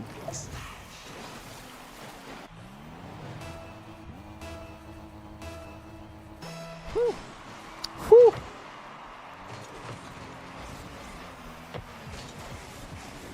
Oh, Mr. Lol. No chance for you. Hacks levitating. Tried for the reset. Saigo plays the ball. Fishman Dog will buy time for the rest of his team to get back. Blue tried to come up and challenge quickly. Now it's a 2-on-1 the other way. If Mosafe can win the 50, he at least takes the ball out. The Fishman Dog is rotated back. And here's Raka off the ceiling. Drops it. Fishman Dog didn't even believe it was going to happen. And he's rewarded with a clear. Hacks' pot shot. Not even worth it. Mr. Low 5000 just missed the net completely. The open net was there. And it's gone. Mosafe got the challenge in front. Mr. Low 5000 One just missing the ball on a couple of these touches. Fishman, Mr. Lull. Almost doink mode. Saigo, you got your own boost. Had to let the ball bounce over your head. It's a little awkward in front. Everyone really trying to figure out themselves here. Just one touch going the wrong way, and all of a sudden, cars go flying like bowling pins. And they're not even a ball hitting them. The whiff is so powerful, they catch the wind. Mr. Lull with the challenge to Fishman Dog. Saigo turns it away. But there's Orange. There's the game-tying goal. Saigo will finally find the back of the net with 1:30 remaining. Hacks and Fishman Dog double commit, and the challenge is just so. You saw Mr. Lull actually kind of veered to the left-hand side instead of going straight back to net. And had he gone straight net side initially, he probably picks that save up. But instead, he cut outwards first. Now Raka has a chance to punish, and Raka off the kickoff is racking up the goals for Orange. Most safe pops it up off the kickoff. Mr. Lull, no chance for you. And Fishman Dog can only pray that he gets that ball, and he backflips. Mr. Lull's there anyway.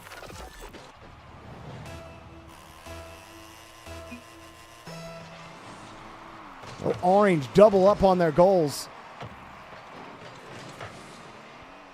Now Blue have to find a way to respond.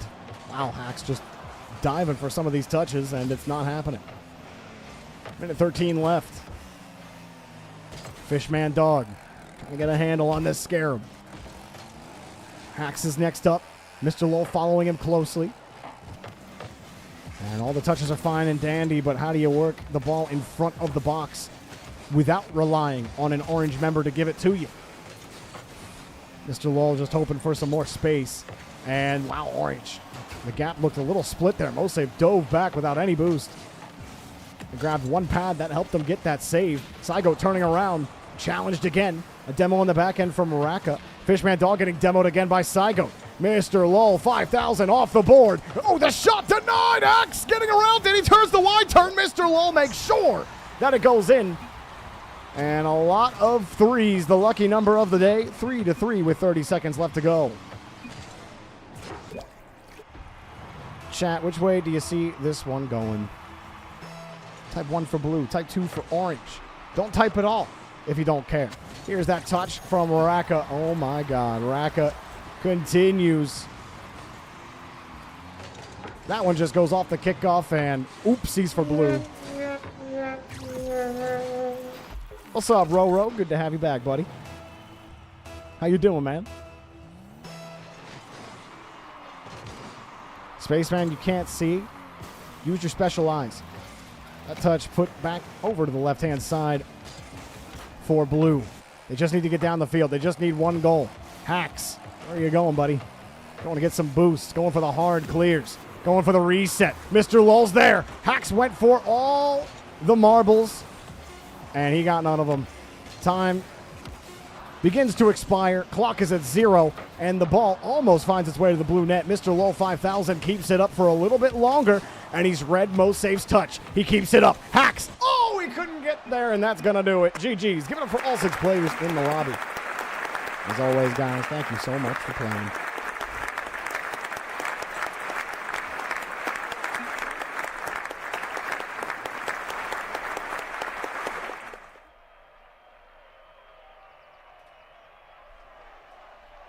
All right, that is the Orange win. I'm going to change the screen over now. We're going to be doing major predictions, but let's just look at the totals here on how today went. So Orange, they ended up winning the majority of the games today. And let me count here real quick to see. We got 4 today. Scrolling up, scrolling up, scrolling up. So what was it? We had Blue 1-0, Orange 1-1, Blue 2-1, 2-2, 2-3, 3-3, 3-4, 4-4, 5-4, 5-5. It's really even for most of the day. 5-6, 5-7. 5-8, oof. 6-8, 7-8, 7-9. So 7-9 in favor of the orange team today. All right. As you can see, 36-35 goals. Very close in the goals scored today on both sides. 117 shots for blue. 25 or 26 assists, 22 assists. A lot of the numbers fairly close, but a lot more saves for the orange side today. 63 saves compared to the 49 saves. And the bumps, actually a bit of a difference there. Orange, a little more physical overall. So GG's on that. Thank you guys so much for playing today. Again, we're going to go right into major predictions. Reminder, we're doing a major watch party. We have official drops on this channel. So you definitely want to tune into this channel if you want to get some drops. We're going to be streaming the major. There won't be blue versus orange for the rest of this week. And then we're taking the week off next week because I will not be able to get into my house. The house is being ripped apart, and it's going to take all week. So I will not be able to stream next week.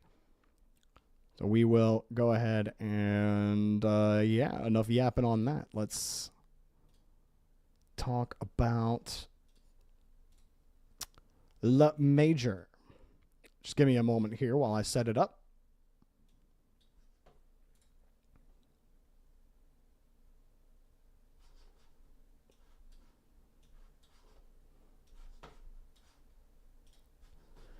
For those of you that were watching over on YouTube today, I appreciate y'all. Thank you so much for watching, hitting the like button, and all. We're going to end that YouTube stream right now and continue the rest of the content on Twitch. So we'll see you guys next time. Peace.